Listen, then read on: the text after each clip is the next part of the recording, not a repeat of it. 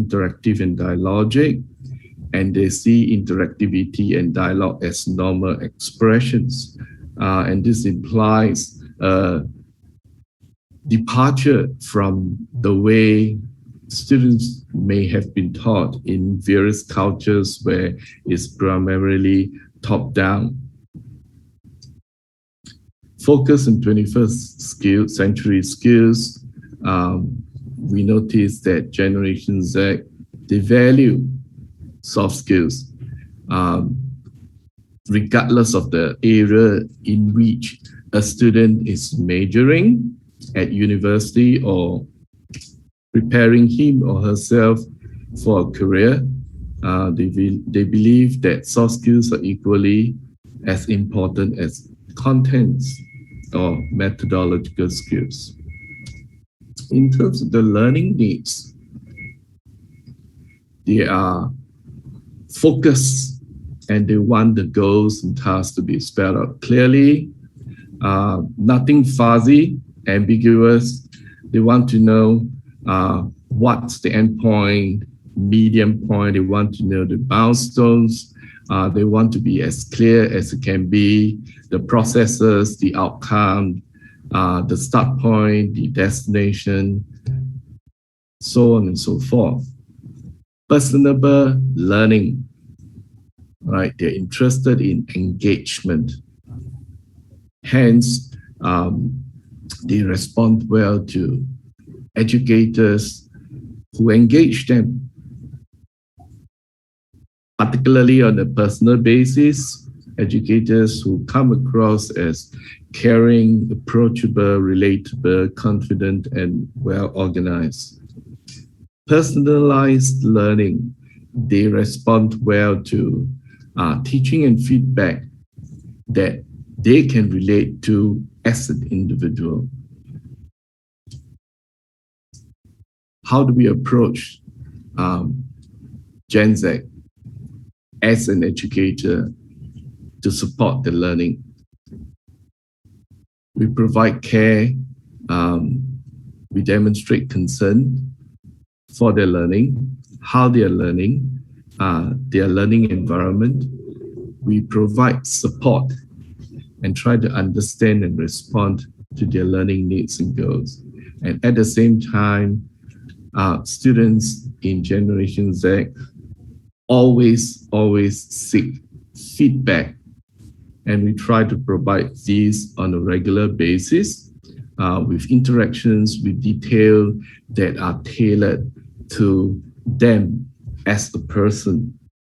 We organize activities so that they can participate in collaborative interpersonal experiences, collaborative learning. They want to make decisions as a group.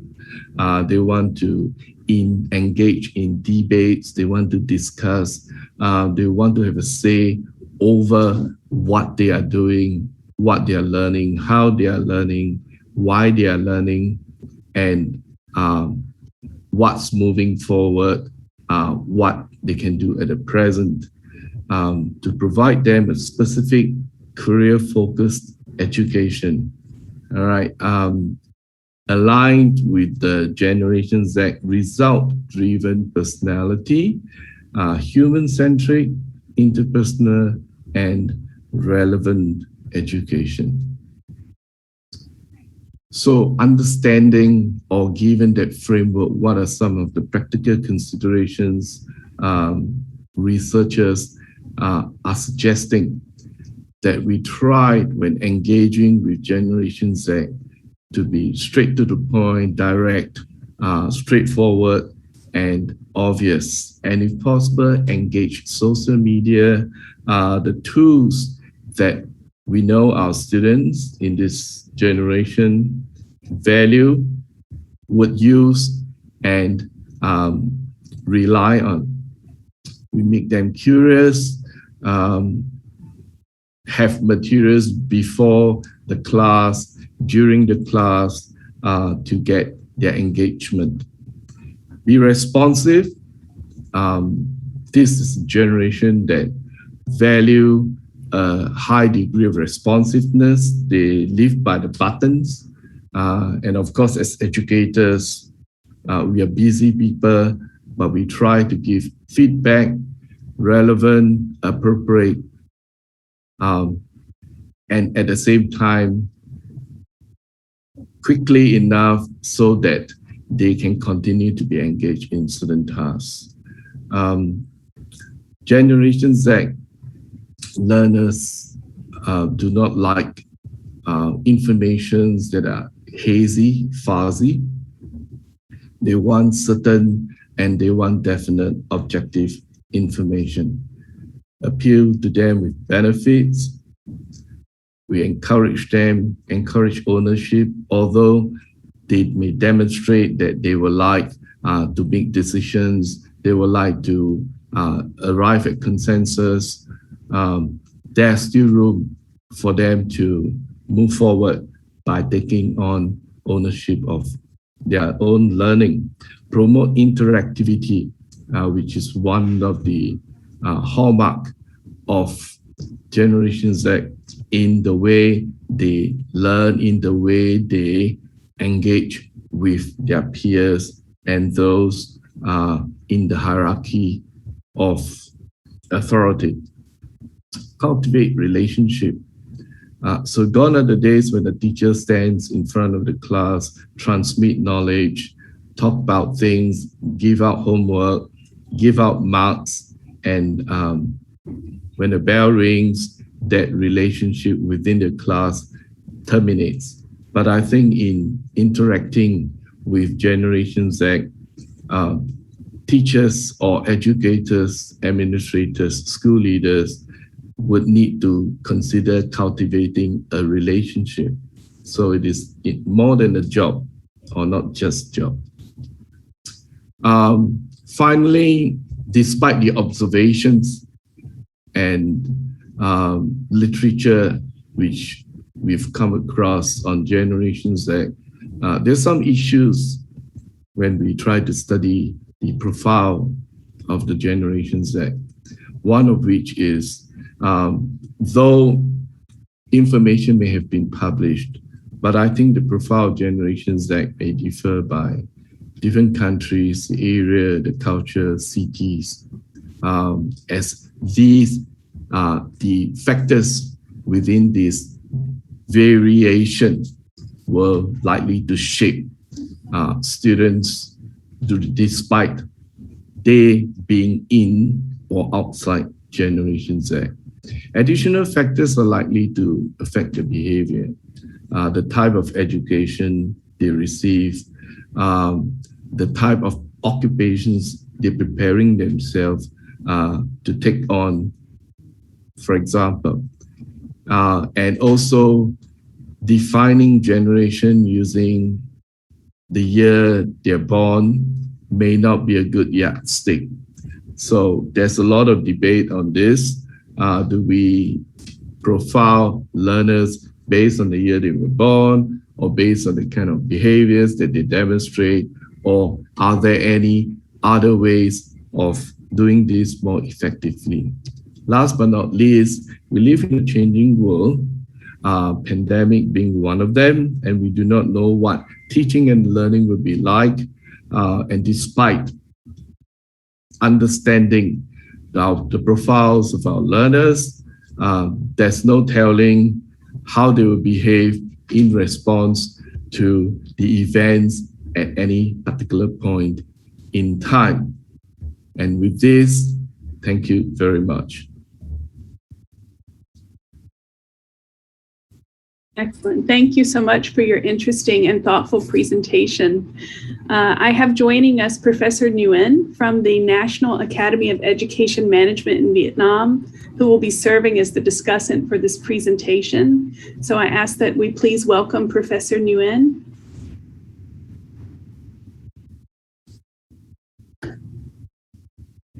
Thank you, Suni. Following the schedule, I think we will listen to both presentation and then we will spend some time for discussion. It's okay? So now, please, you should introduce the second presentation. Absolutely. Yes, Thank thank you. you. Okay. Well, thank you. It is my pleasure to introduce Professor Tony Laughlin, who is an associate professor in the School of Education at the University of New South Wales, Australia. And prior to his appointment, he was the Director of Professional Experience in the Faculty of Education and Social Work at University of Sydney. Professor Laughlin is the Director of Teacher Professional Learning in the School of Education, where he works with classroom practitioners to connect theory and practice. His research areas are teacher education, adaptive practice, and teacher professional learning. Today, Professor Laughlin will present on the topic of teacher education in the pandemic. Please join me to welcome Professor Laughlin. Hey, thanks, Sonia. Can I just do a time check? Have I got to on the hour or after the hour? I think Professor Nguyen says that we'll be extending. Professor Nguyen, do you have a time? We have 20 minutes into the breaks, 20 minutes for the break, so they're going to extend into the break. So I think you have your full time to present. I'll make it pretty brief, Sonia. Thanks for the introduction. Okay. And so I want to have time for discussion and make sure we get time to discuss Professor Teo's wonderful talk as well. I know from your reactions that you're hearing me. That's a good start. Now I'll try to share the screen.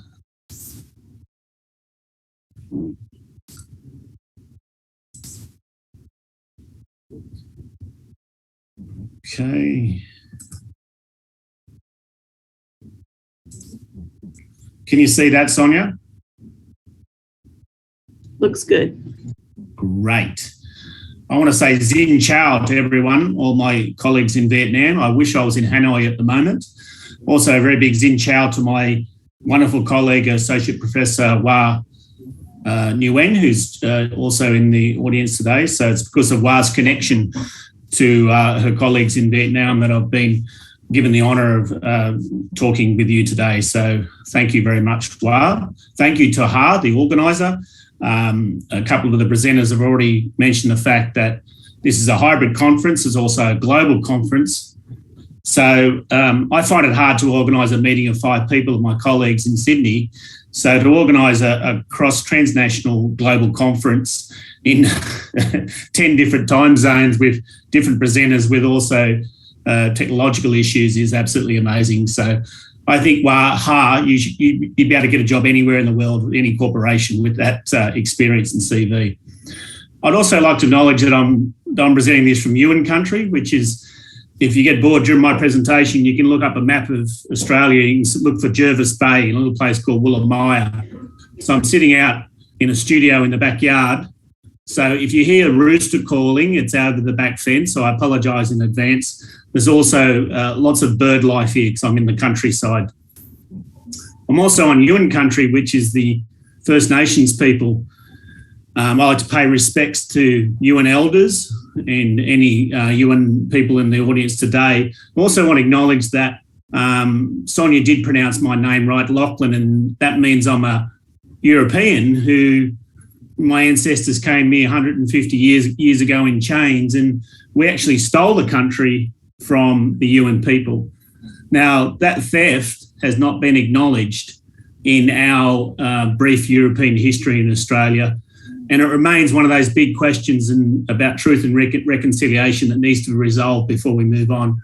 We heard Chuck Hopkins talk eloquently about the Sustainable Development Goals. In Australia, we actually need to resolve our past, and there is a saying that goes, white Australia has a black history, and we've yet to resolve and apologise and actually reconcile to that dark past.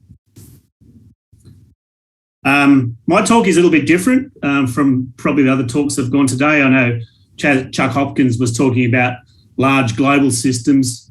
Professor Teo was talking about individuals and Gen Z. I'm talking about education systems, so I'm trying to get inside the workings of the system. I'm actually a Gen X person. Probably where I was born and the time I was born probably doesn't influence me as much as probably Marx and Karl Marx and Marxian philosophy. And Marx was famous for his saying that the actual point of an understanding, or the point of philosophy, is not just to understand the world, but actually to change it. So the reason I'm talking today is because we've been through the pandemic in teacher education, and especially in professional experience, and it's really highlighted the need for change. So I think education research in teacher education should always try and be pushing, giving the system a nudge, if you like, towards a better direction that's more inclusive to everyone and more effective. There's my details there. Quite happy for you to email me, and also you can find me on Twitter.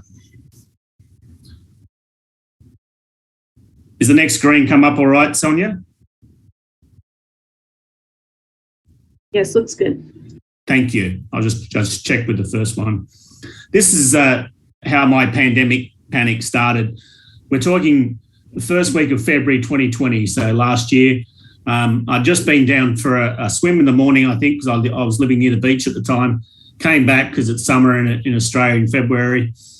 And I was listening to the news and I heard, oh, there's been a case of pandemic, the COVID virus detected at a place called Epping Boys High School. So sometimes when you're having breakfast, having a coffee, it takes a while for your brain to warm up.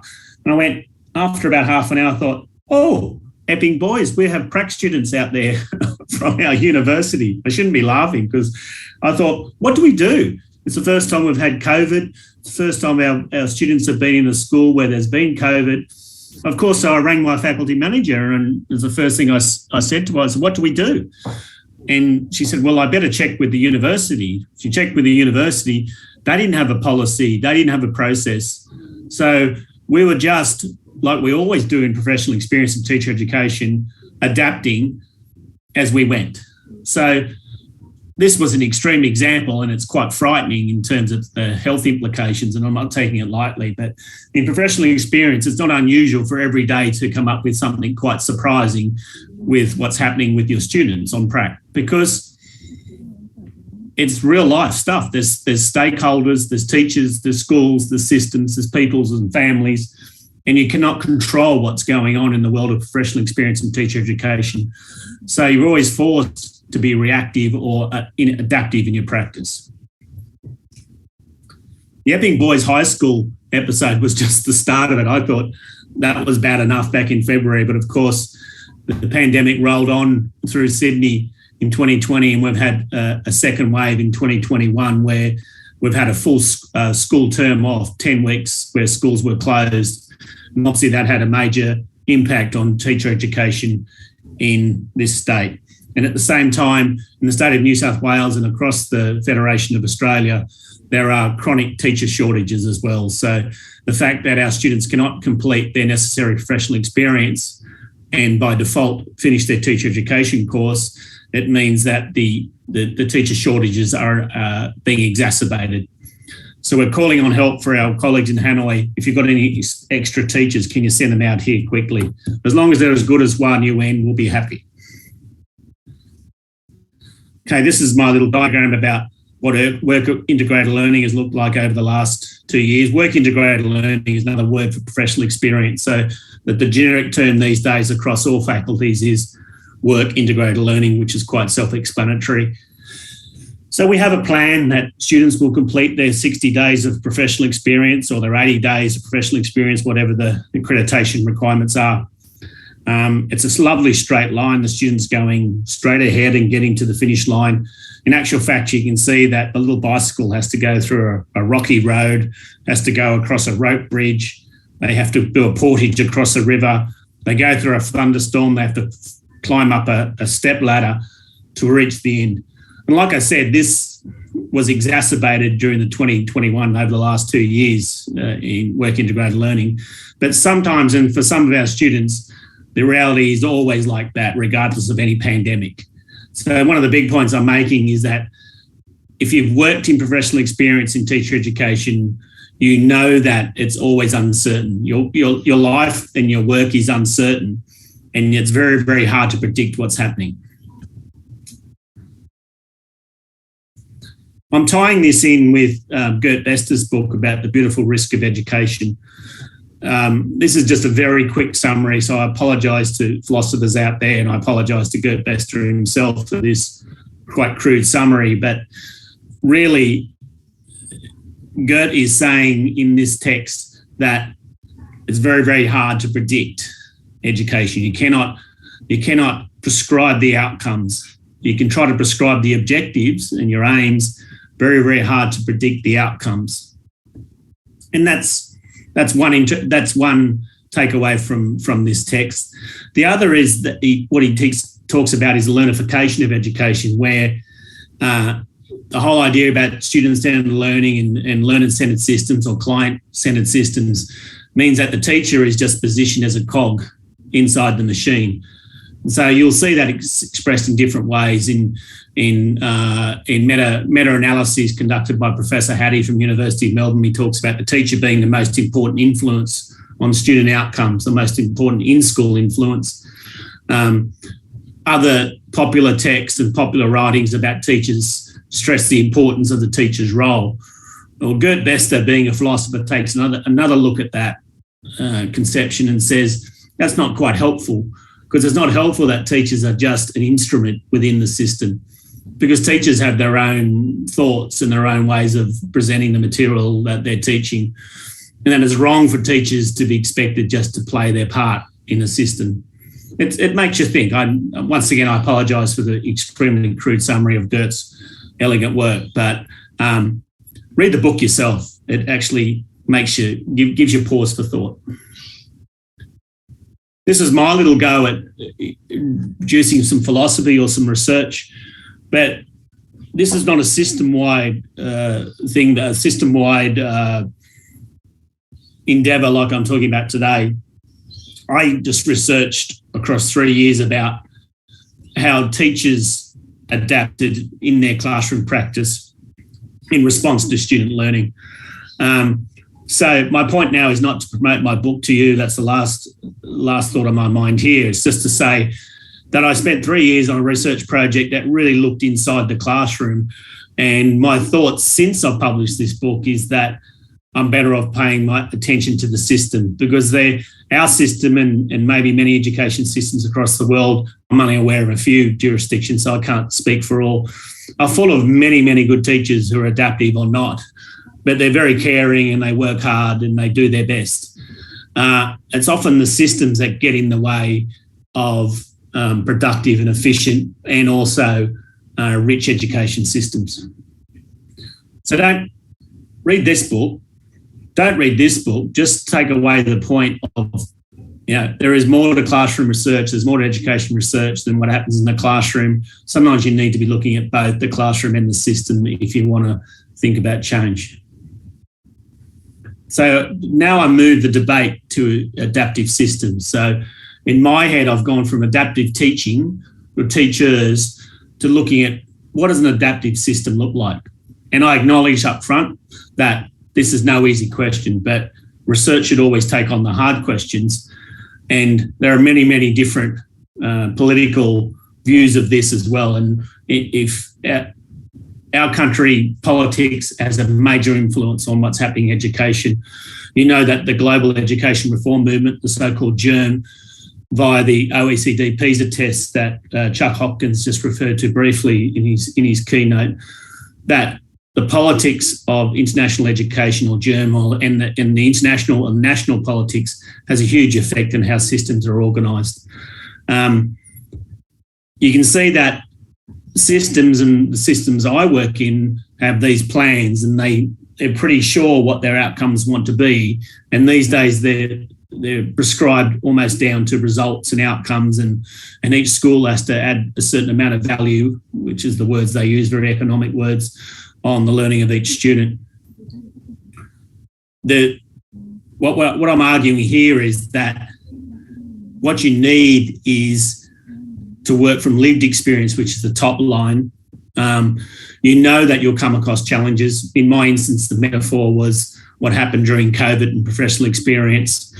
But at the system level, there'll always be challenges because you can't predict what's happening in a system full of humans. Resolutions could be 1, 2, 3, 4 or 5 different options. So instead of having one response, you need to have many. Systems need a repertoire of responses in order to uncertain and changing environments. whether that's caused by COVID-19, political situations, unrest. There could be a million causes in the world we live in today. So we need adaptive systems, is what I'm arguing today. There's a quote there from a paper that was released back in 2017. So that's that idea that we have local decision-making in schools, local systems, but there's also top-down guidance and resource allocation.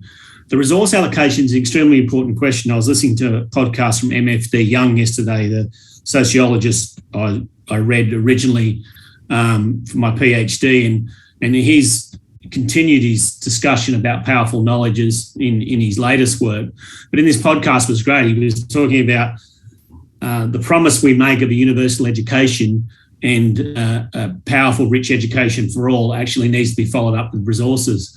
And what happens in our country is that some places get the resources in top teaching and top education buildings and whatever. In most cases, it's the highly qualified teachers. In the less advantaged areas, they get teachers without qualifications of teaching outside their subject area. So an adaptive system, you need to have some flexibility and adaptation at local level, but you also need the system to give you the support and the resources that you need. But you also need that focus on that learning improvement or learning improvement science, which is you need to be able to adjust and pivot along the way. So you focus on inputs, outcomes, and a learning process, the last bit, that closes each feedback loop. So you need to be able to find and adapt to challenges, once again, whether that's COVID, whether it's anything else that's impacting on your system, you need to be able to respond quickly rather than being tied too closely to your objectives and outcomes. Once again, this is easy to say, and so discussion papers and keynotes make this sound a quite feasible goal, but doing it in practice in implementation science or implementing this across a statewide or national system is quite a feat, but that doesn't mean we shouldn't stop trying. Here's the takeaway so we can get back to the questions. I argued today that uncertainty is always present in work integrated learning, in teacher education, in professional experience. This uncertainty is the beautiful risk. We cannot prescribe, we cannot know what is happening. There is no certainty in education. There's no certainty definitely in work integrated learning and teacher education. So you have to learn to live with that, accept it. But the caveat, the corollary of that is that you need to be adaptive. Yeah. So the adaptability that teachers and teacher educators demonstrate needs to be replicated system-wide. So because teacher education is such an uncertain field in professional experience, I've observed teachers across 3 years in classrooms who are extremely adaptive to their students and what was happening in the classroom. I don't think the system actually does their fair share of it. And the systems we work with in this country are far too prescriptive and are not adaptive enough to situations. And that was really shown up during the COVID-19 crisis. That's me, and I'm ready to hand over to the chair first with relief, and then happily take any questions. Thank you. Excellent. Thank you so much. Looks like we have 15 minutes until the break, and maybe a little time into the break if needed. So I'll turn back to Professor Nguyen, who's the discussant, and we'll moderate the conversation together. There are questions in both the chat room and the Q&A session already. Okay, thank you for the wonderful presentation. So now we come to the discussion time. Until now, we received 3 questions from participants to Professor Timothy Theo, and not yet for the Professor Tony Nolan. Okay, so now I ask Ms. Thảo to help me to raise the first question.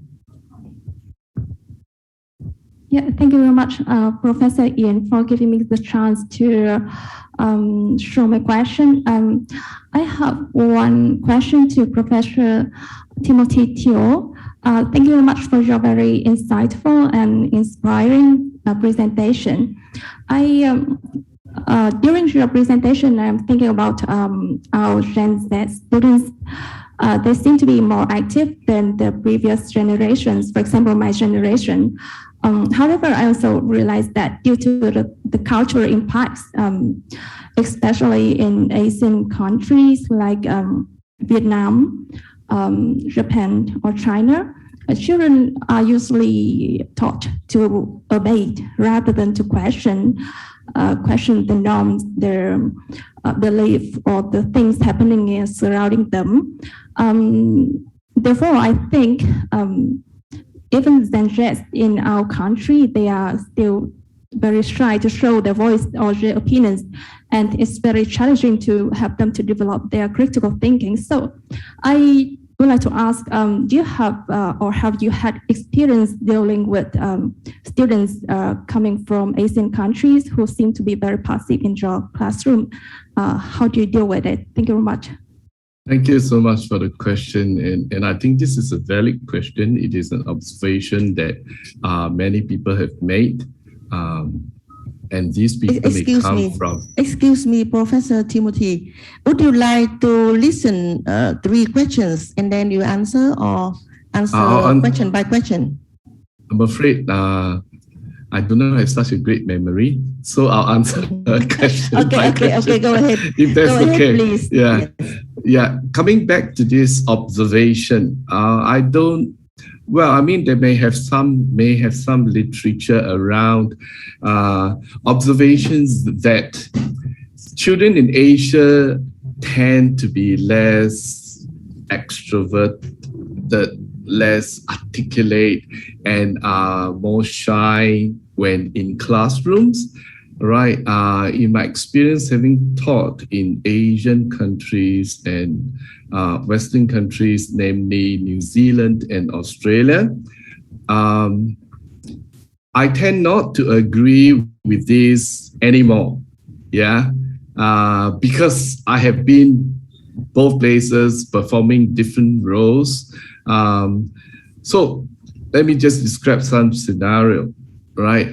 When I was teaching in New Zealand, which is also as multicultural as Australia, we have students from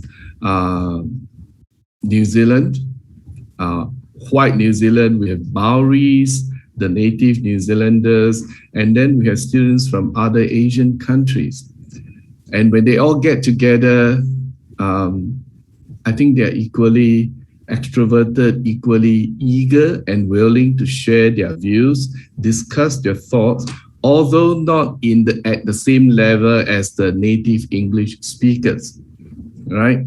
Now, within the Asian context, where within a classroom of all students coming from Asia, regardless of whether they are in an Asian country or a Western country, they may be inclined to behave the same in the way that you have described, that they are shy, right? So I think it is more of the classroom environment and the effort of the educator or the teacher in the approaches which are used to engage the student rather than disposition per se.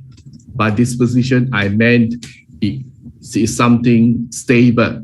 Yeah, so this is not something that's stable, it's fluid, it's environmental dependent and dependent on who they are interacting with, depending on the approaches taken by the facilitator, or in the case of university, the professors and the lecturer.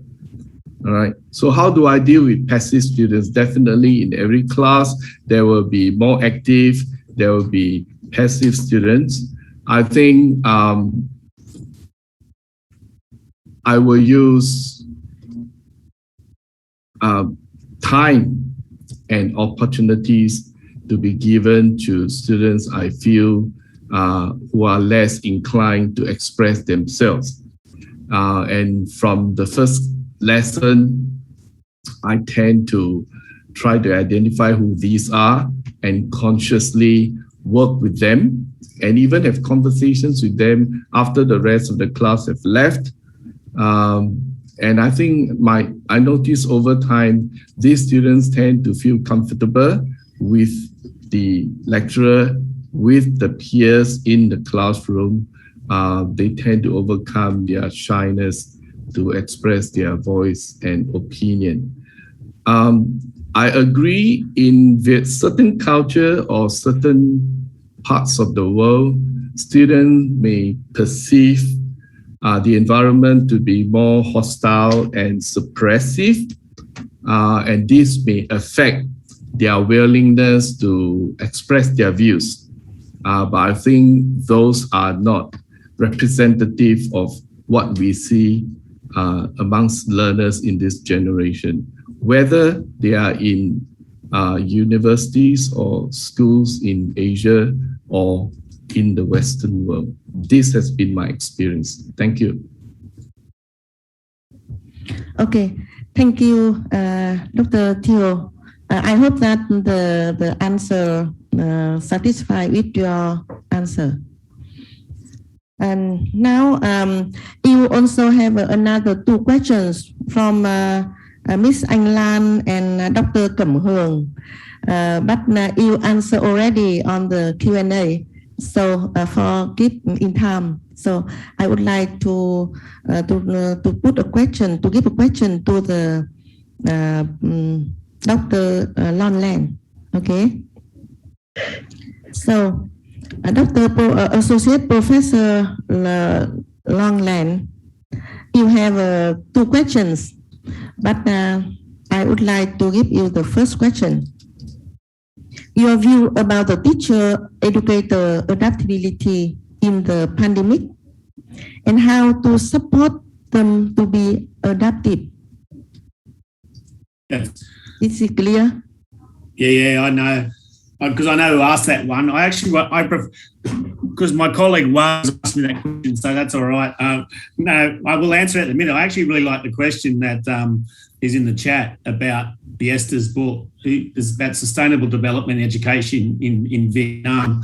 So the person who posted their Thảo, I'll probably mispronounce the name, talked about the three purposes of education from Biesta, which is very good that they brought that those three areas up. So there's the question on subjectification. So that is limited in an education where people are not given a chance to be adaptive or they have to follow outcomes too closely. So the other two purposes are qualification, which obviously is very, very prominent, and socialisation, which is a broader outcome of schooling, is referenced a lot. But subjectification is a really interesting part of Biesta's work. So, there's no easy answer to that. I just want people's attention to it to broaden the conversation. That's a very nice question that was put in there, and for people to read those three purposes and think about it. Now I'll address Wa's question.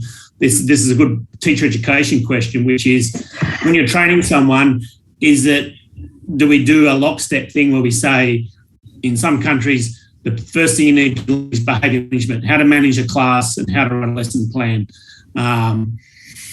And I'm not sure whether there's a lockstep way of developing, because a lot of research I've read and the research I've done shows that there's no correlation between teacher experience and expertise. So, and Hattie says that as well, in the sense that some people will learn something in teacher education and they'll teach that method the whole way for 20 or 30 years in a career, whereas other people will always be adaptive and thinking. So I think, first up, we need to acknowledge that people will develop at different rates in teacher education, and we can't expect to put everyone through the same sausage factory and get pieces at the other end. So we need to recognise that some students will be very quick to adapt to students and will pick up the principles of teaching very quickly. So I'll just give you a couple of very concrete things, though.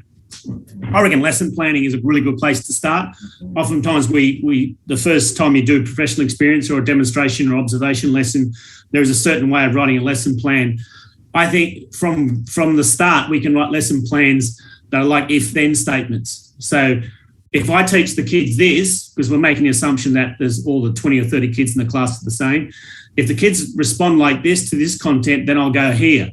So there's different pathways lesson plan that looks like a tree diagram rather than a linear form. I think that sort of thinking can be introduced quite quickly at the start. But in order to do if-then type tree diagram plans, you need to know your content really well. So sometimes we get held back on content. People say, oh, you need to know your content, but you need to know how to teach that content. And a lot of our students who are really good teachers at the start have often been tutors. So I always like working with people who've tutored one-to-one because they understand the workarounds and they understand the 3 or 4 different ways that we can overcome conceptual, blocks. So, yeah. How to do adaptive teaching in teacher education, it's an ongoing challenge, but it's a worthwhile challenge. It's a really interesting challenge to take on. Thank you. Excellent. Thank you. I hope Dr. Hằng is satisfied with his answer. Yes. Okay. Thank you. Now I give the screen to Sony. Sony, could you please give a question directly to Lonlan? Okay. Hi. Yes. So we have questions. My question to Professor Lachlan. I think you've already sort of addressed it, but what was the some concrete examples of what your university has done to address these issues? Yeah, there's a project on that Wara and a few other colleagues of ours are working on, which is trying to build in an adaptive teaching. We build it into our observation framework as well.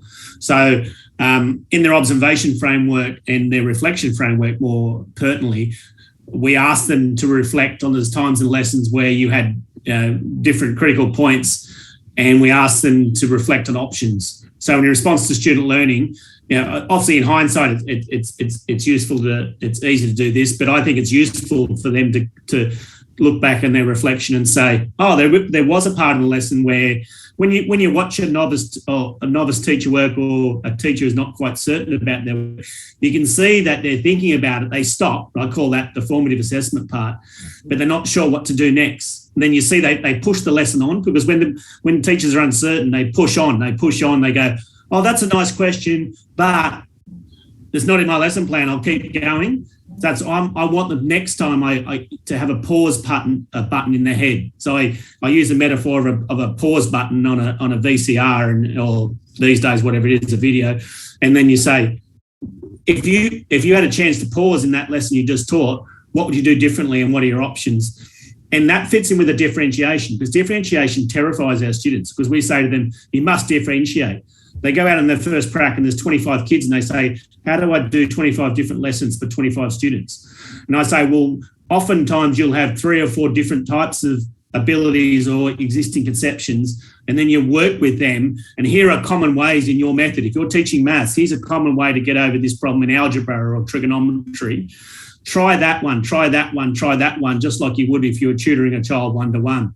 So you're almost, Sonia, giving them freedom to do it, like that affirmation, to say it's okay to change stream during a lesson. Yeah, it's okay to think on your feet.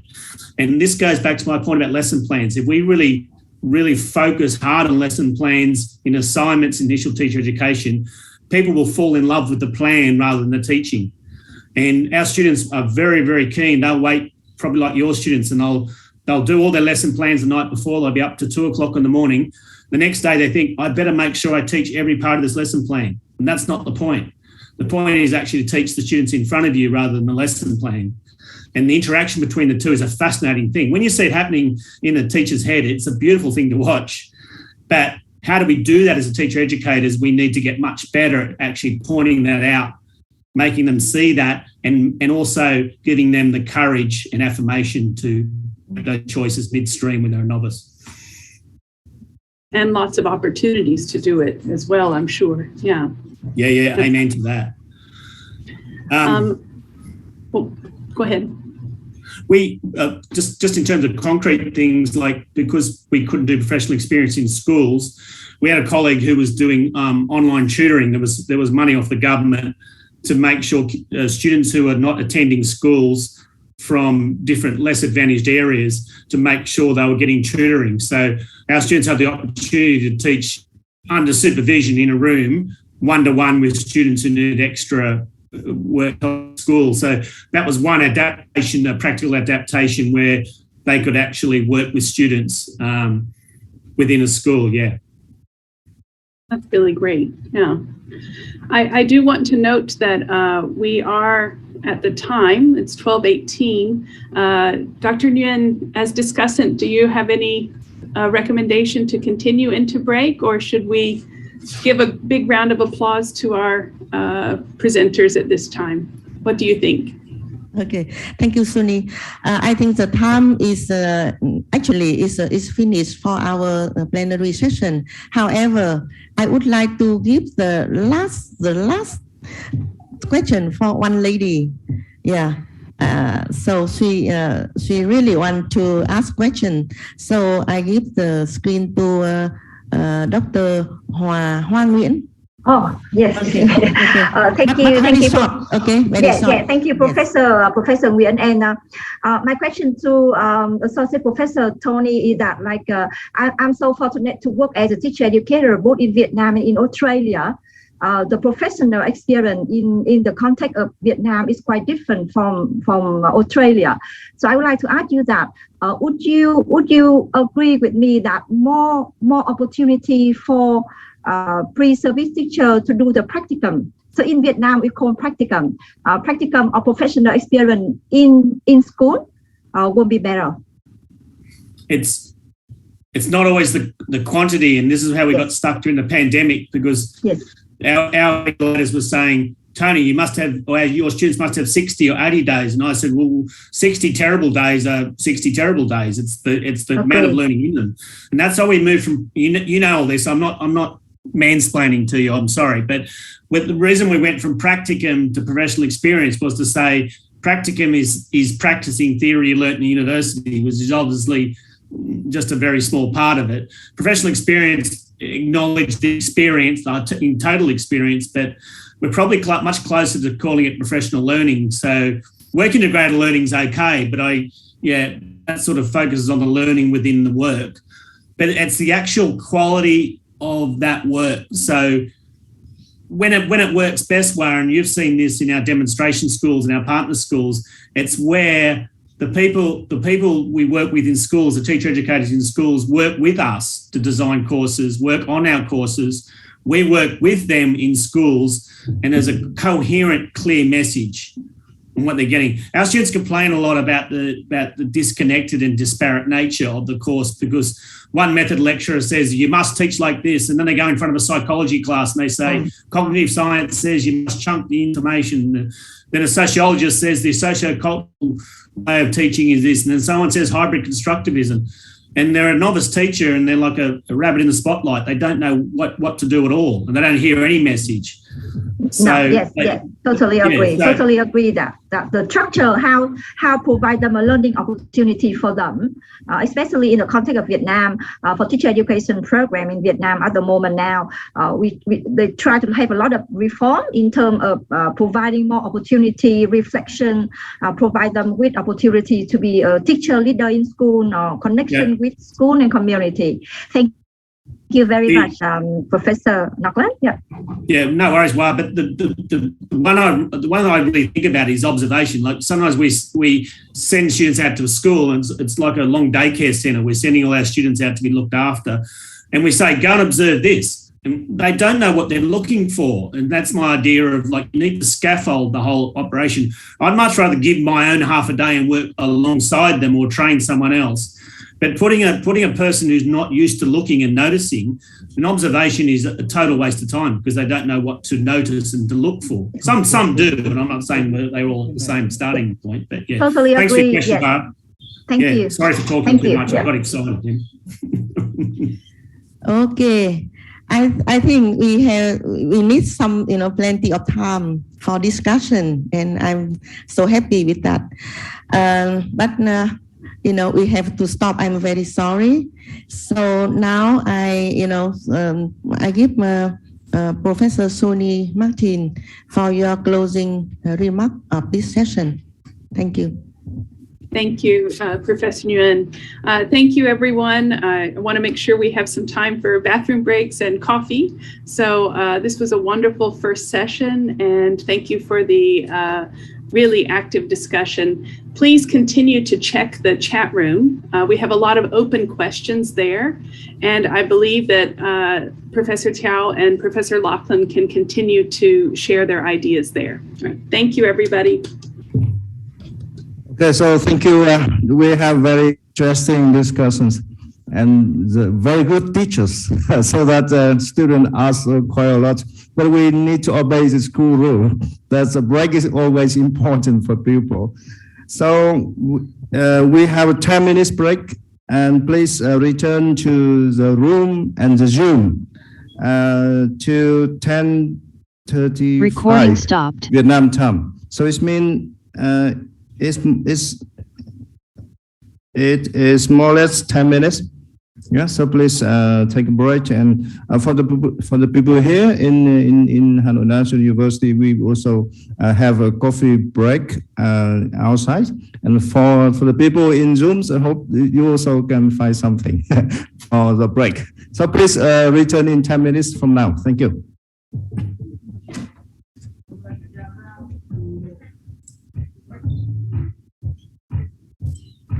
Good to go, Sandra? Yeah, good to go. Thanks, Tony. Yeah. So how's it going to roll? I think we've got an hour and 15. The discussant's my colleague, Hoa. Hoa, have you met Sandra before from Melbourne? Oh, no, I haven't. I have heard about your name, Sandra. Good to know you. Yeah. It's great to meet. It's great to meet you. Yes, email, the virtual. Yes. Yeah. I asked my partner, I said, Sandra Milliken's, I have to be a chair and was discussing, and my partner works in education systems and your teacher. She said, Sandra Milliken, she's fantastic. So I thought, rather than reading out all that introduction stuff, I should just say, I was speaking to a teacher today and they said Sandra's fantastic.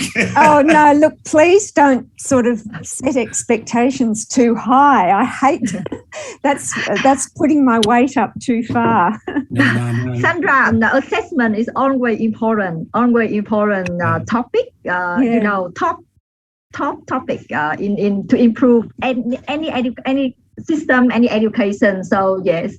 Yeah, totally agree. You're not going to get any arguments from me there. Yes. Wow.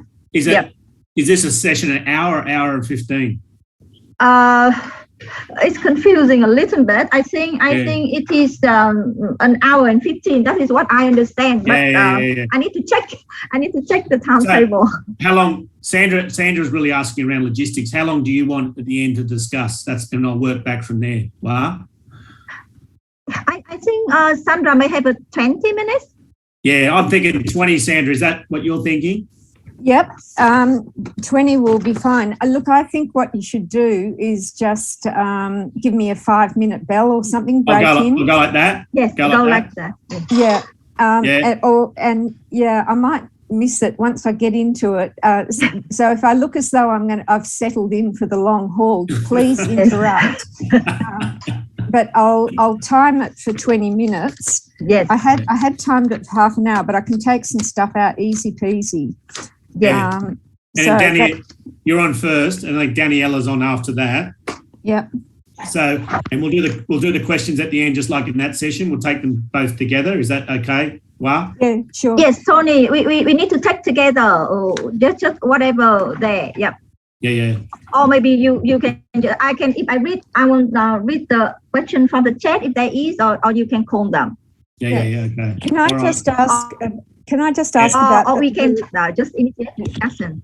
Yeah, go Sandra. The language side of things. Should I go slow, or I noticed, Tony, that you were not slow, so we generally So do we just go for it? Thank you. That came out all wrong. I actually messaged him. It's too fast. Yes, I agree, Sandra. A little bit slower, better. Yes. So the language capacity. So it's not. I mean, I was sort of half expecting simultaneous translation, but that's not going to happen. No. It's just English. Try and keep it slowish. Yes, and my colleagues they some of them are not trained to use English, so just type very slowly. Yes, so yeah. Okay, I'm not very good at slow, but tell me about that. I get excited and then I get faster and faster. So by the end, it'll be unintelligible. Don't worry. No, but the same like me. But you got something in the slide there for everyone to read. Yes, that's so good. Yeah. I just got to go to the bathroom. I'll back in 5 seconds. Yeah, and I might just go and get a glass of water. It's hot here, so I'll be back in 2 seconds too. All right, take your time. Yeah. Okay.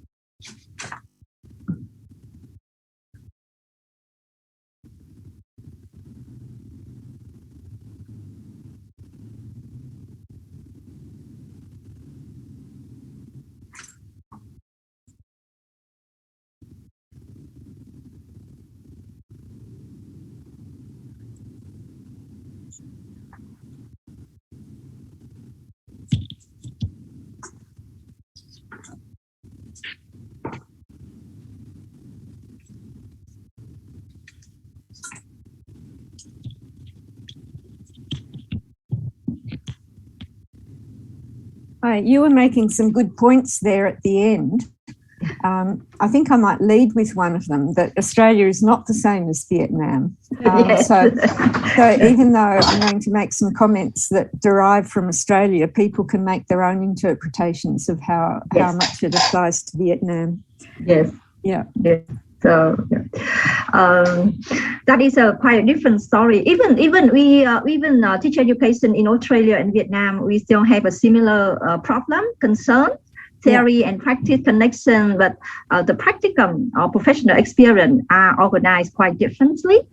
And so just a lot of, but at the moment now, Hanoi University of Education, they have made a lot of innovation as well. With the initial teacher education program, so they're leading the country in that. So yes, but it is very hard these days. Yes, very hard. It's a very hard. You know that, like even Earth in Australia, still struggling. Yeah, always. The other thing that amazes me is how different every country is, but how the problems are basically the same. Exactly. Especially like me, I was born in Vietnam and trained to be an educator in Vietnam. And then I went to Australia. I worked as a teacher educator, and I was so surprised to know that we share the similar problems. Yeah, absolutely. Yeah. Even the UK. Everywhere. Yes. Yeah.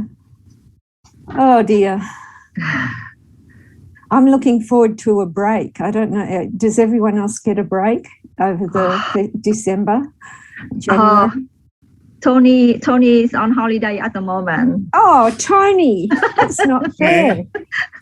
Oh, well, I volunteered me this months ago, and before I'd taken the holidays, and the uni sends you one of those emails saying, if you don't take your holidays, you'll lose them, you know? Yeah. Yes. That's why you're in your tennis gear? Yeah, golf gear, actually. Golf gear, Adidas. Yeah, very good. Well, good on you.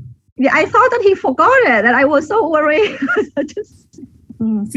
It's because in the timetable, in the agenda, they had Melbourne time as +3, which should have been +4. So yeah, when I looked at it, I was in a bit of panic, and I thought, no, I knew Hanoi's 4 hours behind, so we're right. Yes. Mm-hmm. So you're at UNSW, Tony? Yeah, with Hoa. Yeah. Yes. Yeah. Very nice. We do a fair bit of work with some of your colleagues. Which ones? Kim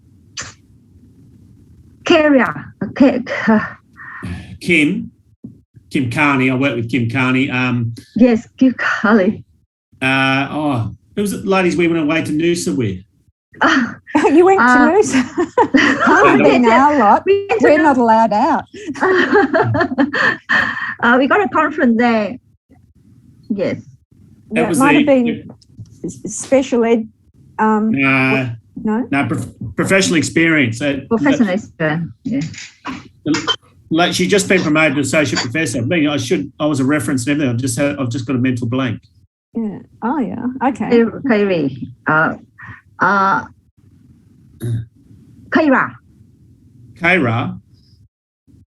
Is it Kira? Kira. Yeah. No. Geography. Come on. Geography. You know that is the end of the 2021, and I'm still working. So I forgot too many things. I desperate to have a holiday now. Yeah. Well, Tony, it's sorry for you that you've had to break your holiday. Yes. Yeah, I've had to check in a couple of things on ethics application, and I'm waiting on a couple of journals and such. So you just dip back in every now and then to make sure there's no crisis. Yeah. So what that timer up there means we've got 1 minute to go. Right. 1 minute to go. And do we know anything about how many audience we've got? Yeah, we can just check on the number down the bottom. We've got 85. No, actually, we have more than that. But the 85 maybe the panel. Is it? Please? No, that's everyone. I don't know. Yeah, it's got a 10D 65, 19 panelists. Yes. Oh, that's pretty good. Yes. And many join us from. Yes. Yeah. Oh, sorry. Yes.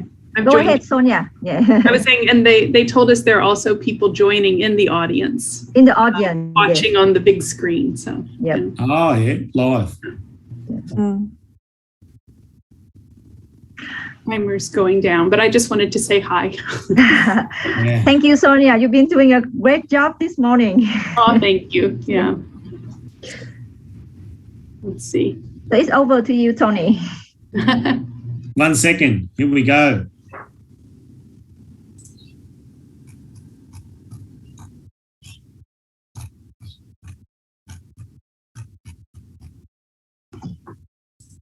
Yes.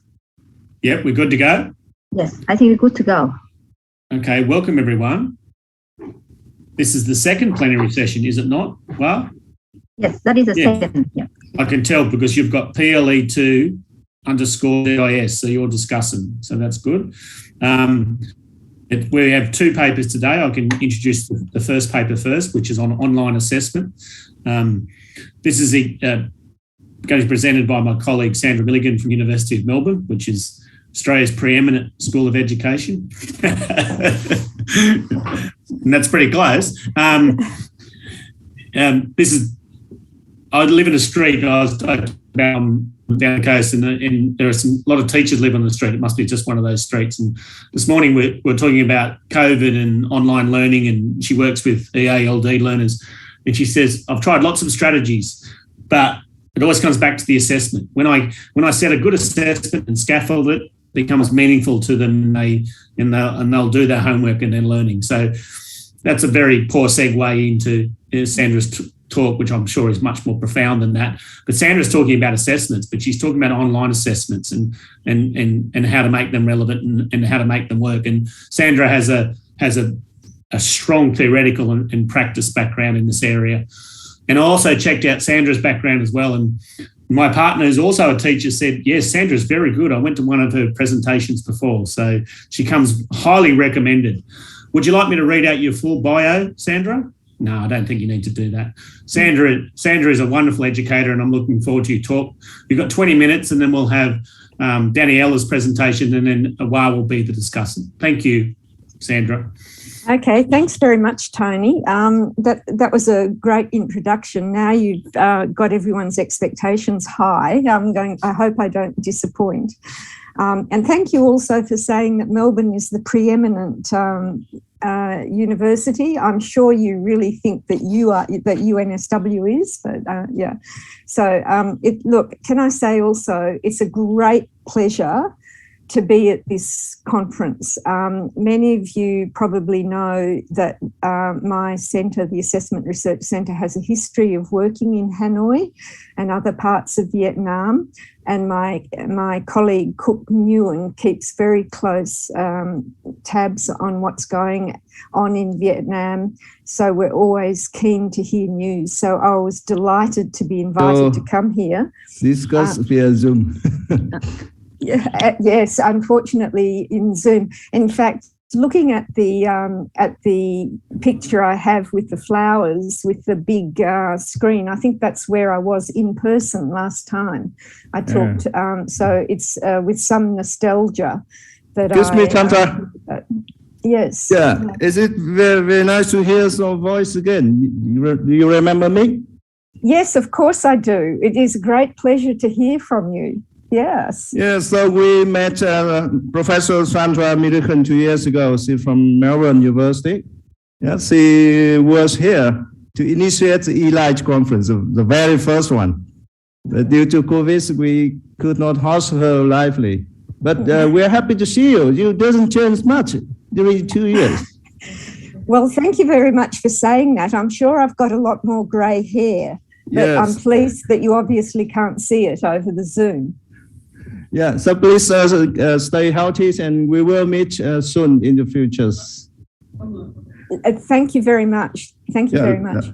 Ladies and gentlemen, so we go back to the plenary session number 2. It also the final session for this morning. So the session will hosted by Associate Professor Tony Loveland from University of New South Wales, Australia. He's here. Yes, and yep.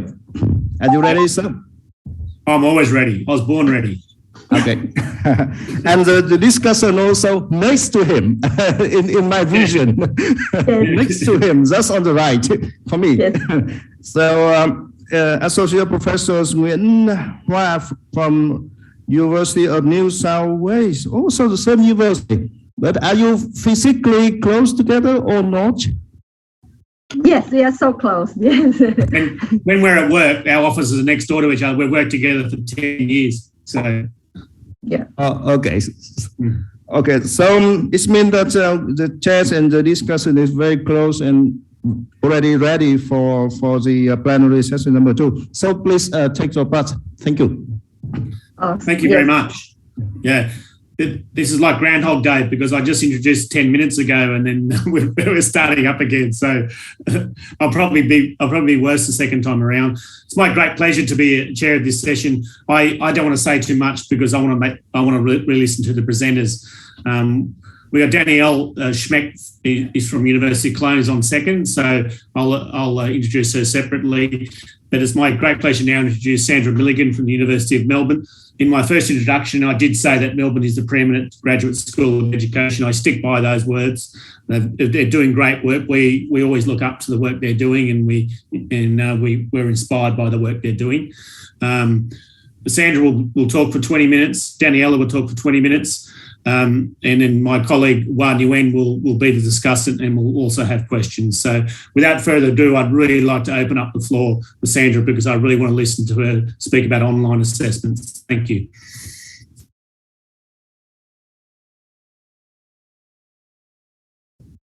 You're on mute, Sandra. Okay. All right, we need some technical help here. Sandra hasn't got a mute button. Okay. It was working a while ago, wasn't it? Yeah, you're on now. On now. Fabulous. Thank you. So thank you very much, Tony. I think this is the third time I've started, but it's a huge pleasure to be here. I'm only sorry that I'm not in that lecture theatre that I was looking at before, and I'm not going out to have some of the beautiful Hanoi food. So I'm very sorry not to actually be there, but it's a great pleasure to come in virtually. Look, I wanted to talk today not so much about assessment online, but assessment for an online world, which I think is a little bit different. The work that we do at the Assessment Research Centre, we're what you call an enterprise unit, which means that we get measured on our impact and for the industry. So we have to have a positive impact on schools and school systems and so forth. And if we don't, they don't give us any funding anymore. So we're very, very conscious of always wanting to do the right thing by schools and school systems. And over the last 5 to 7 years, the principal problem that schools and school systems have brought to us was that they want to assess more than just the curriculum knowledge in things like mathematics and science and history. They want to assess how well their students are doing in what we call the general capabilities. They have broader ambitions for their students. They want their students to become well-rounded citizens, ethical operators, excellent work colleagues. So they have these very broad ambitions for what they would like their learners to be and to become and to learn when they're at school. I'm just going to share my screen to share a few slides. Share. Can you, Tony, is this slide up? Thank you. So this is just a little graphic that goes to the point that schools and teachers and politicians now want students to learn more than just the basics, which is the bottom part of this hexagon, so the basic literacies, and more than the knowledge and know-how in the traditional curriculum. They want to also, as you go up around this hexagon, they want students to become sort of masters of their own learning destiny.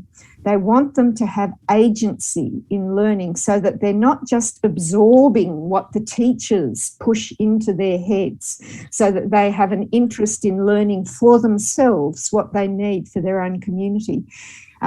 Schools also tell us that they want students to have strong connections with each other, with their community, with their families, and this is a great hedge against for well-being. Certainly in Australia, where the village community and the life of the community is not as strong, that connectivity, that connectedness is very important. And schools are increasingly saying, if we can't teach students to become integral, connected members of society, then we're not doing the right thing by them.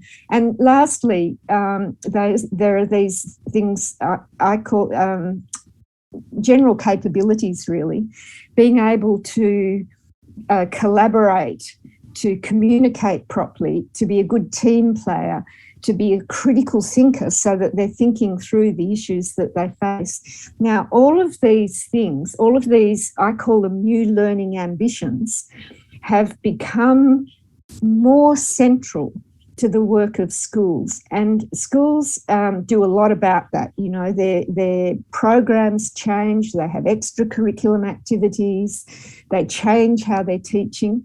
But eventually they get to the point of saying, well, if we really value these things, we ought to assess them. Because if you teach something and you don't assess it, it doesn't get valued. And if you assess it and you don't teach it, then that's unfair, because students don't get to learn what they should. So by and large, our work over the last 3 to 5 years has been helping schools and school systems to reorient their work so that they assess what these new kinds of ambitions.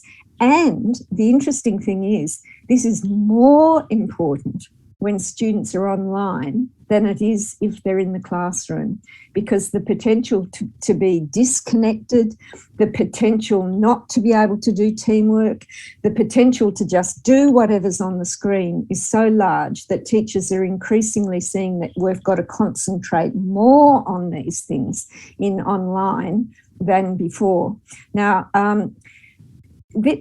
those sorts of new learning ambitions are not in a way new.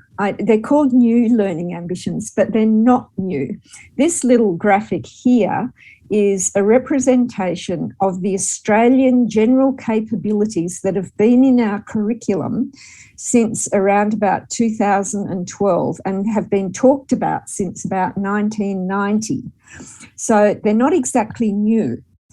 What's actually new is that they've come up front and centre in teachers' ambitions and in schools' ambitions. In addition, I know that Vietnam this is the graphic that we worked with when we were there a couple of years ago, working with a whole pile of champions who were going to bring these ideas into schools. Now, this kind of graphic, it's very similar to the Australian graphic. Hoa said earlier, in an earlier session, Australian education and Vietnamese education is very different, and that is absolutely true. But all around the world, some of the fundamentals are the same. And I think one of the fundamentals that is the same is that most people are heading in the direction that this sort of little graphic shows, that we're going beyond maths, science, history and physics, and we're also including these other things. This is a chart that's just hot off the press in Australia. This is a chart of capabilities that will now be built into the senior secondary component and therefore part of our credentialing system, because employers and higher education institutions to some extent are saying, well, we do want to know if a student is good at academic work, but we also want to know these things as well. And we want our graduates to have these things as well. So that's pretty interesting. So all over the world, in Vietnam, in Australia, in the Philippines, we're doing a big project there for the 2 million students who had to leave school early. And the Philippines government wants to credential them with these general capabilities, knowing that if they have them, they will make their way in the world, even if they don't have their physics and chem exams under their belts. So these general capabilities, this is a definition of them. So I won't go through that, but this is generally around the world what people say they are. And the interesting thing is they're transferable, they can be taught, they can be learned, they can be assessed, and they're important. So I'll just leave that there. Now, the other thing about these general capabilities, I'm now talking about what you need to know to teach and assess them. So, so we as teachers, we're interested in pedagogy and assessment. We're not psychologists. We're not sociologists. So what is it about these general capabilities that we need to know to be able to test, assess and teach them? Well, the first thing is that they're not just facts. They're not just cognitive. They need to have they are an intertwining of knowledge, skills, attitudes and values. That means you cannot stand up in front of a class, tell them about it and expect them to have them. You have to give students opportunities to practice, to try out. If it's collaboration, you've got to actually set it up so they have to collaborate, so that they actually get to understand what you need to do to collaborate. So you cannot teach in the traditional didactic, pedagogic, direct instruction method. It requires a completely broader repertoire of teaching. So while you're teaching mathematics, while you're teaching science, while you're teaching history, you have to rethink how you're teaching those so that you give students the opportunity to also learn the general capabilities at the same time. So this is a challenge for teacher education everywhere. How do we shift teachers' understandings of how, and mind you, I am not saying that direct instruction and drill is a bad idea, but it's not sufficient.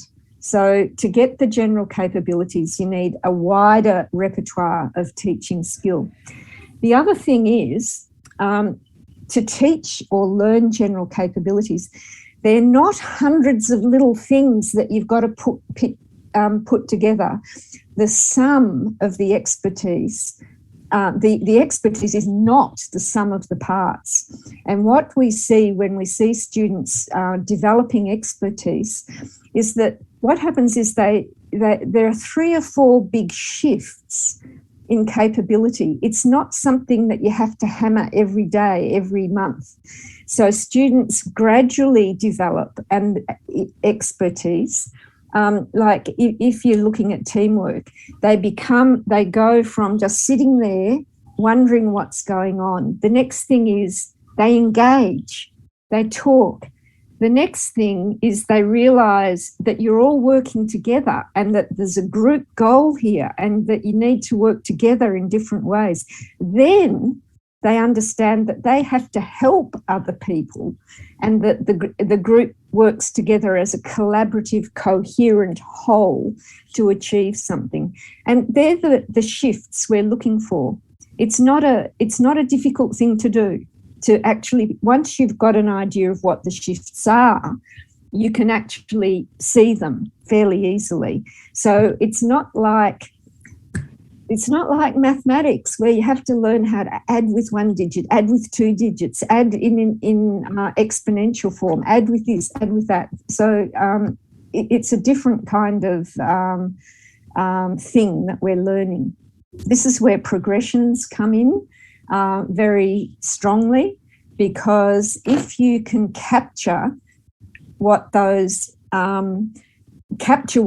levels are, explain them to teachers, explain them to students, and explain them to parents, it all becomes a lot easier. Now, so the other thing that happens, of course, is that how you report to parents and to students changes as well. So you can't report on a number 80%. You're an 80% collaborator. Doesn't work. What you have to do is report against these progressions, and we do that using a profile. So this is an example of a Year 12 profile that's currently used in Australia to represent a student's attainment. This person was a real star, so they've got the highest level in each of the areas in 6 general capabilities. But it's pretty, isn't it? So this is an example of the kind of reporting that you might do in future. Now, I'm going to finish off, because I know I've nearly run out of time, with 2 poems, right? I love poetry. I cannot really write poems. I'm a psychometrician, so you'll have to forgive my bad poem. And some of you who have worked with me will know one of my poems, but I've got a brand new poem. So this poem, this first poem, is a poem that tries to capture the essence of how we're used to assess over the last 50 years, right? So an assessment is an event, usually designed by an authority figure, using common, often invigilated performance tasks, suited to the dominant language, society and cultural order in the classroom, freed from anything to do with real life and personal interest, totally uncomplicated by real world conditions, scored to remove any human bias at all, and it positions learners on a scale, usually provided as 1 number, to compare and separate them. Now, this is what examinations are based like. I spent 30 years of my life perfecting that method of assessment. It's fair. It captures cognitive growth very well. But when you come to things like general capabilities, you have to change how you assess. So my favourite poem is Assessment for the Digital Era in the General Capabilities. And here it is. If I can get there it is. So assessment is not an event, it's a process of gathering very diverse evidence of a learner to support a judgment of their position on a scale of competence. That's that progression I showed you, from less expert to more, showing what they know and can do and what they need to do next, with sufficient degree of confidence to support learning and teaching that people trust. Now that is assessment of the general capabilities for the digital era. So, Tony, I'm going to finish there and pass back to you. What a barnstorming finish, Professor Milligan, with poetry. Very good. Thank you. Thank you. Thank you. We'll move quickly on. And if you've got a question for Sandra, please think about it now, and you can put it in the chat room, or you can ask it after Daniela does her talk, and we'll take questions for both speakers at the end, and my very accomplished colleague, Hoa Nguyen, will be able to discuss that. But it's my role now to introduce Daniela, who's live from a very late hour in Germany, or very, very early hour. What time is it there, Daniela? Right now it's 5 o'clock in the morning. Oh my goodness me, that should be, you shouldn't be allowed to do keynote presentations at 5 o'clock. But lucky you're wide awake for us, and we're looking forward to your talk.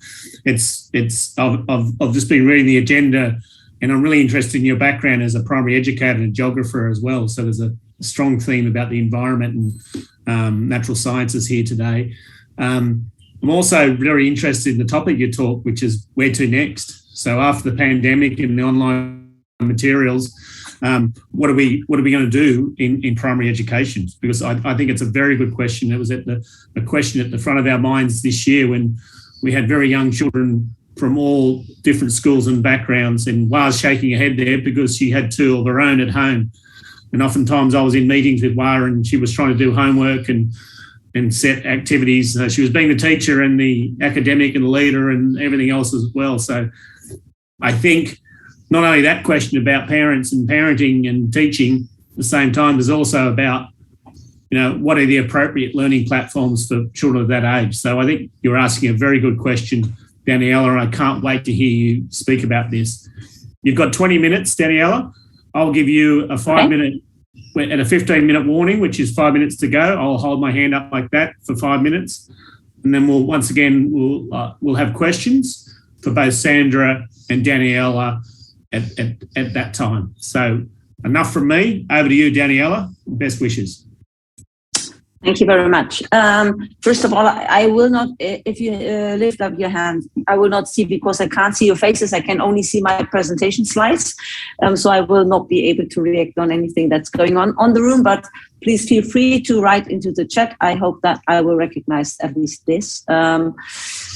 The second sad news for you before I start my presentation is that I will not go too much into detail into geographical aspects because my topic is a little bit rather sad or critical topic because I'm discussing the questions or where we are going from here. And this is why I'm lucky to be able to present at your conference. I have been a visitor last time. For sure, I would love to sit in your room face to face. But maybe the reason why I'm not there is also the reason I'm doing the keynote today, because I'm really asking the question, what are we doing in schools right now? Probably not only in Germany, even though I focus on Germany, but I will look into a little bit the idea of what does it mean to teach during pandemic times in classrooms when the children are sitting at home, and what can we learn from all this, what happened in the last weeks, months. And unfortunately, I have to say now, in the last 2 years, because in Germany we get the wave right now, we are close to lockdown in schools again. So the topic is probably more up to date than I would love it to be. Okay. Oops. Let me see, I can switch to the next slide. Yeah. This is what happened in schools in Germany. In March 2020, all students had to go back home. The schools were all closed. And I have to step back a little bit because before March 2020, I was sitting in Australia where it's now nice, warm. And I was in Australia in February and in beginning of March. And I was sitting next to my colleague and we were discussing about university stuff when all of a sudden she told me like, the rector of the university has postponed the semester for 1 month because they don't want, because of the illness that comes from wherever, they want people to come and travel around in Australia to spread that illness. And I was sitting opposite to her on the table and I was smiling and I was imagining my rector in Germany would say something like, we will postpone our semester. And I couldn't believe that something like this could happen.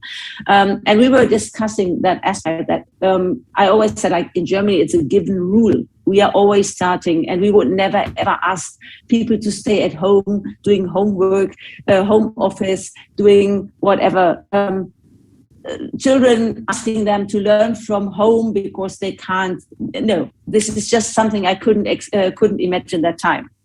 I went back on the day before. Then finally, the decision in Germany was also taken that the universities will postpone their semesters for at least 1 month due to the illness. And by the mid of March, and this is what I am now on my slide, all students had to stay at home. We have had various forms of homeschooling because in Germany we trust in the idea that children have to be in school face to face. We are not a distant learning place.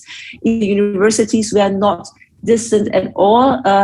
So our students regularly go to the university every day.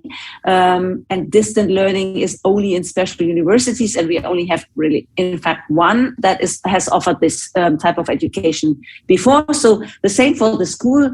They didn't, or they weren't prepared for this type of teaching and learning. Since then, and I think this is something that is very global in all countries around the world, we still have all the hygiene regulation, distance rules. Children are not allowed to play together, to sit next to each other. We have only limited number of children in classrooms. In the meantime, we are back to full classrooms, but due to rising numbers, we are close to lockdown and no schools at all anymore. Right now, they're discussing whether we have to start earlier with Christmas holidays to reduce the numbers at least before Christmas. So this is just a little bit idea on what is the state of the art right now.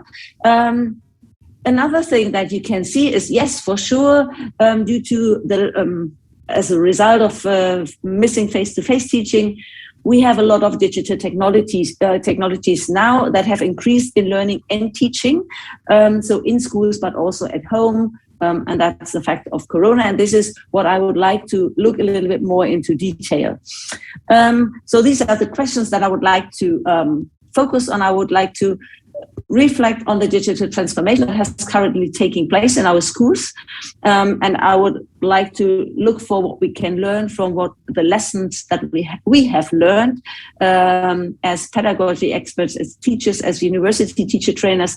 What can we learn from the time that we have and what we can still experience?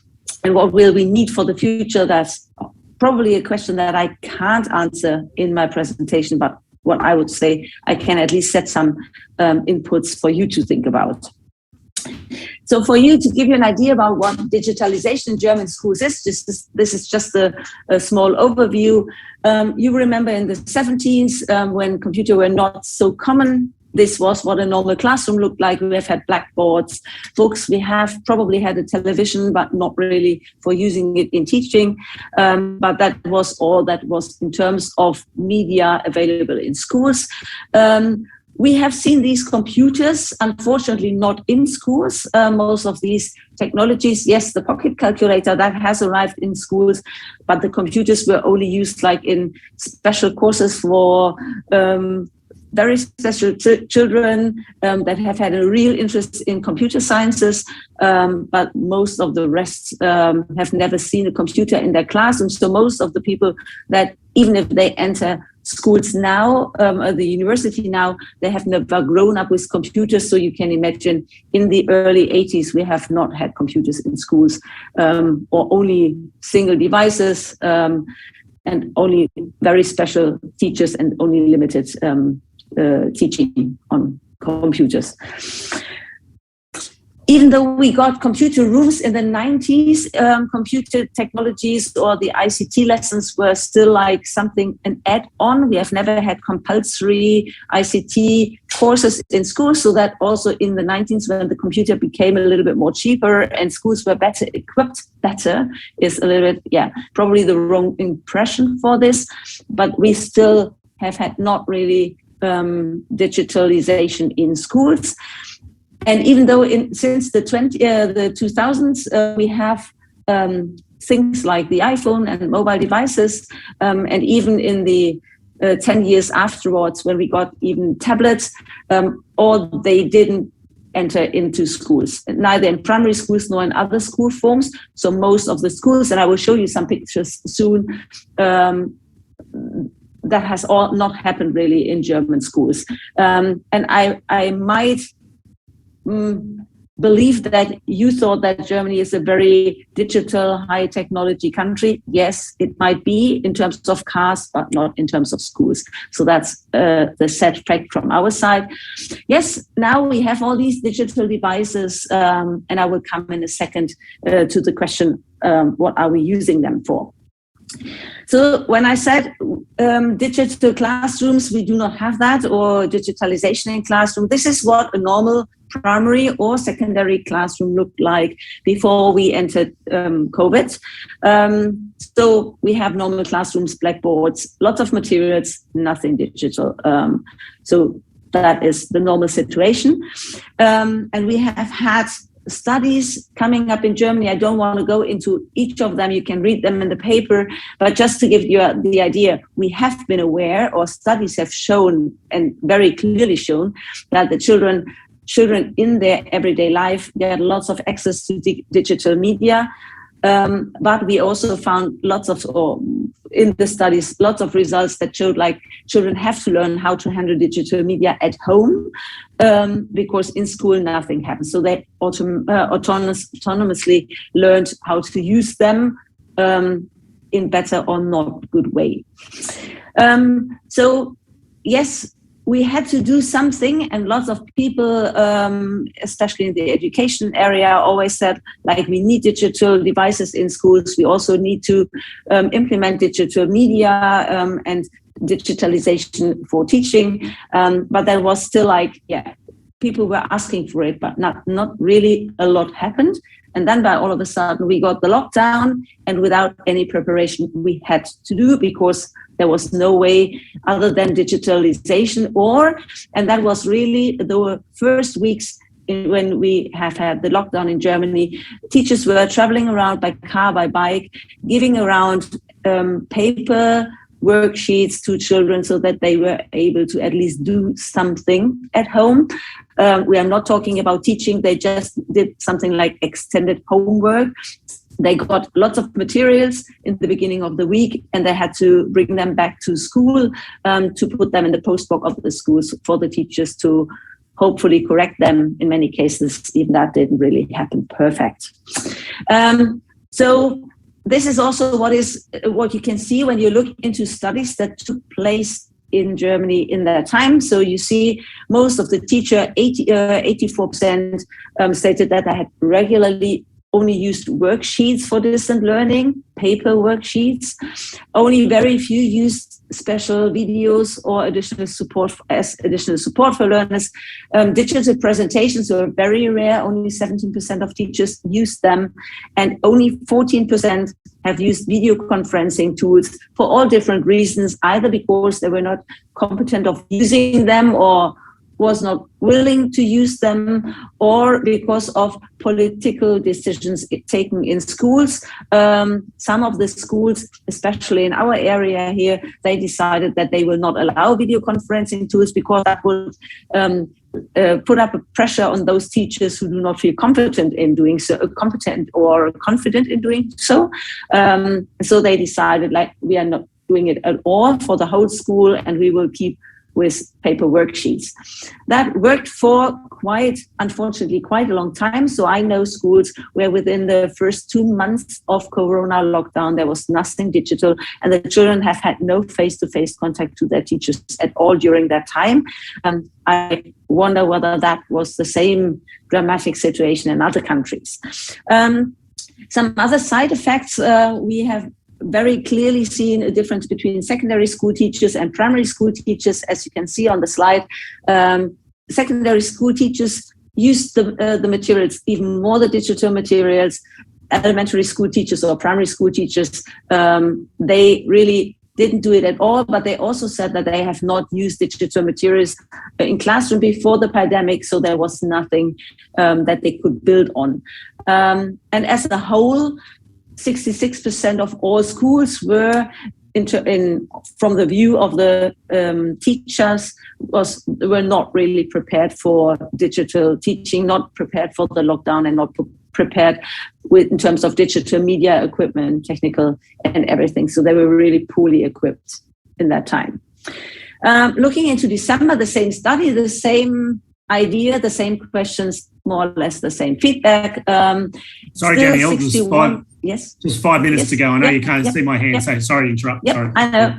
Okay. No. Yeah, thanks.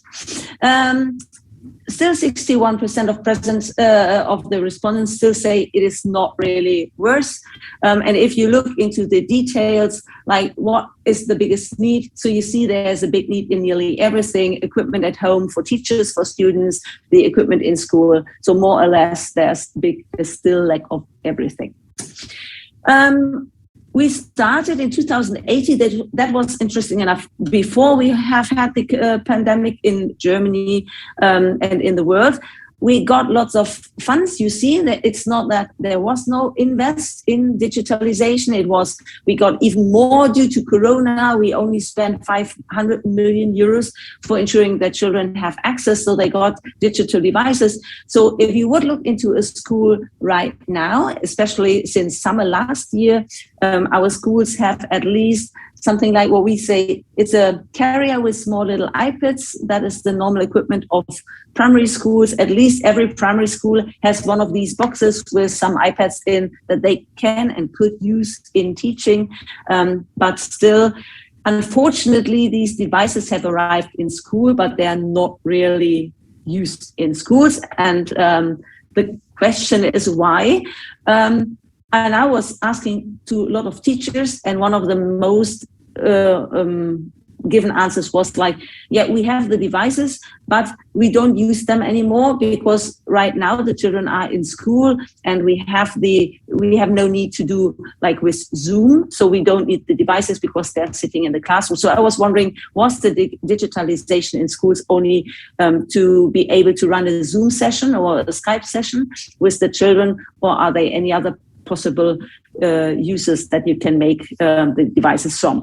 A colleague of ours, he is not German, even though he speaks German, but originally he is from Switzerland, I guess, or Austria. But he has experience in school, and he said, yeah, but still the pandemic has given a digitalization boost in our schools. And yeah, I could underline this. Unfortunately, I would say, but we have to make the best out of it. And not only in terms of teaching, we also have to look for other aspects. And right now, we only got the digital devices. We have not really made use out of it. Some results that also show that we definitely need to work on this. You see that child sitting on the bed. Unfortunately, not every child was equipped with a notebook, and not every child has had an own bedroom to sit on the bed and to chat with teachers, to work on school things. Or I would say, and other children have had even a normal, really like an office type with a desk, with a chair, with a table to sit on, to work properly in a quiet environment. And the corona pandemic has clearly seen that there are big disadvantages in all areas for children, financially, equipment-based, but also the learning background that they get from school. So we, for sure, have to look for that also if we think about digitalization and what can we learn from school. So that made really clear the pandemic, that the differences at home are so huge. And also the increased frequency of use of video conferencing tools. I learned by my neighbors that children became so digital competent due to Corona. What they mean is, yes, they can use Zoom. I would say no, media literacy is much more. You can see that on the blackboard that the children are writing on. There are so many other things that children should learn, and it's not just being able to run a Zoom session. So this is also a little bit the misconception that comes up in terms of digital trends. Yeah, the digital change in schools. And yeah, we also have realized that we have a lot of teaching materials, learning offers, and learning platforms that came up. They were in Germany, they were growing like mushrooms. Unfortunately, I have to say that we have done an evaluation of many of those, pedagogically not really funded. The quality is quite bad in terms of science, really bad, sometimes really bad and wrong. So materials that were provided on the internet especially by individuals, nice video clips that you could show your children. Yes, you could, you shouldn't, because they are wrong in terms of science, in terms of the knowledge that is provided. So better not to use them. In former times, we have had proven school books. So we have to think about what that will have an impact on when everything is online and digital and no control. And yeah, for sure, we also have to think about the teaching style itself. My colleagues or a lot of teachers also in schools, they said like, oh yeah, we are so digital now. And what they mean was like the former worksheet is now a PDF worksheet, nothing interactive. And also the idea like we are sending our documents per email doesn't make the lesson really more digital. So I come to the conclusion. I would say we have to focus more on the quality of the teaching and learning processes. Yes, we have done the starting point. The digital devices have arrived in German schools and probably all over the world in schools and at home. But we now have to think about how we can really come back to quality teaching and good learning processes. That's my final conclusion, and I would like to thank you for your attention. Thank you, Daniela. That's an impressive presentation any time of the day, but before 6 a.m. in the morning, even more so. I really appreciate the fact that you've got up early. And I like the hard question you've asked around digitalisation. You've really put it to a critical examination. And really good use of pedagogics and didactics and using those conceptions at the end and talking about what is really teaching and learning, what is not. So that was a very, very, very useful conceptualisation. I'd like to hand over to my very good colleague, Associate Professor Hoa Nguyen, who's in the role as discussant. Are you happy to take it from here? Wow. Yes, I'm happy. Thank you, Tony, and thank you to Sandra and Darren for your wonderful presentation. Yes, so the floor is open. I would like to invite all of you to have a question.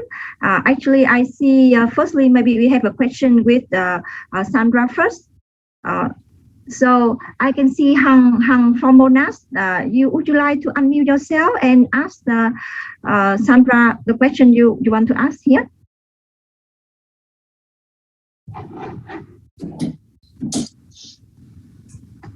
Can you hear me, Hang? Yeah, so maybe Hang is not here. Yeah, so Hang from Monash University, Sandra, Hang would like to ask you that what would you recommend for teacher education in Vietnam to prepare them, learn how to assess the general capability? Look, I'm very happy to answer that. Yes.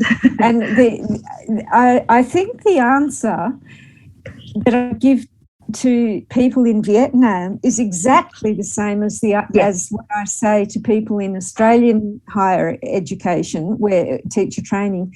And I think it goes something like this: for heaven's sake, teach your aspiring teachers and assess them in exactly the same way that you want them to teach their students and assess their students.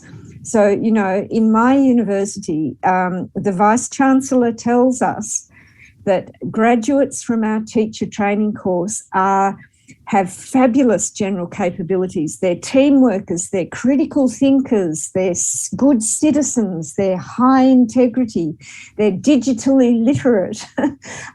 So our Vice-Chancellor says our graduates are all of those things, but we do not assess that and we do not teach it. So my institution is looking at, well, how would we make sure in our teaching program that students actually understand how good they are in those areas? Can we profile the general capabilities of a strong teacher education graduate? And can we use the same teaching, learning and assessment methods that teachers will need to use in the schools to teach our students? So that's what I would say.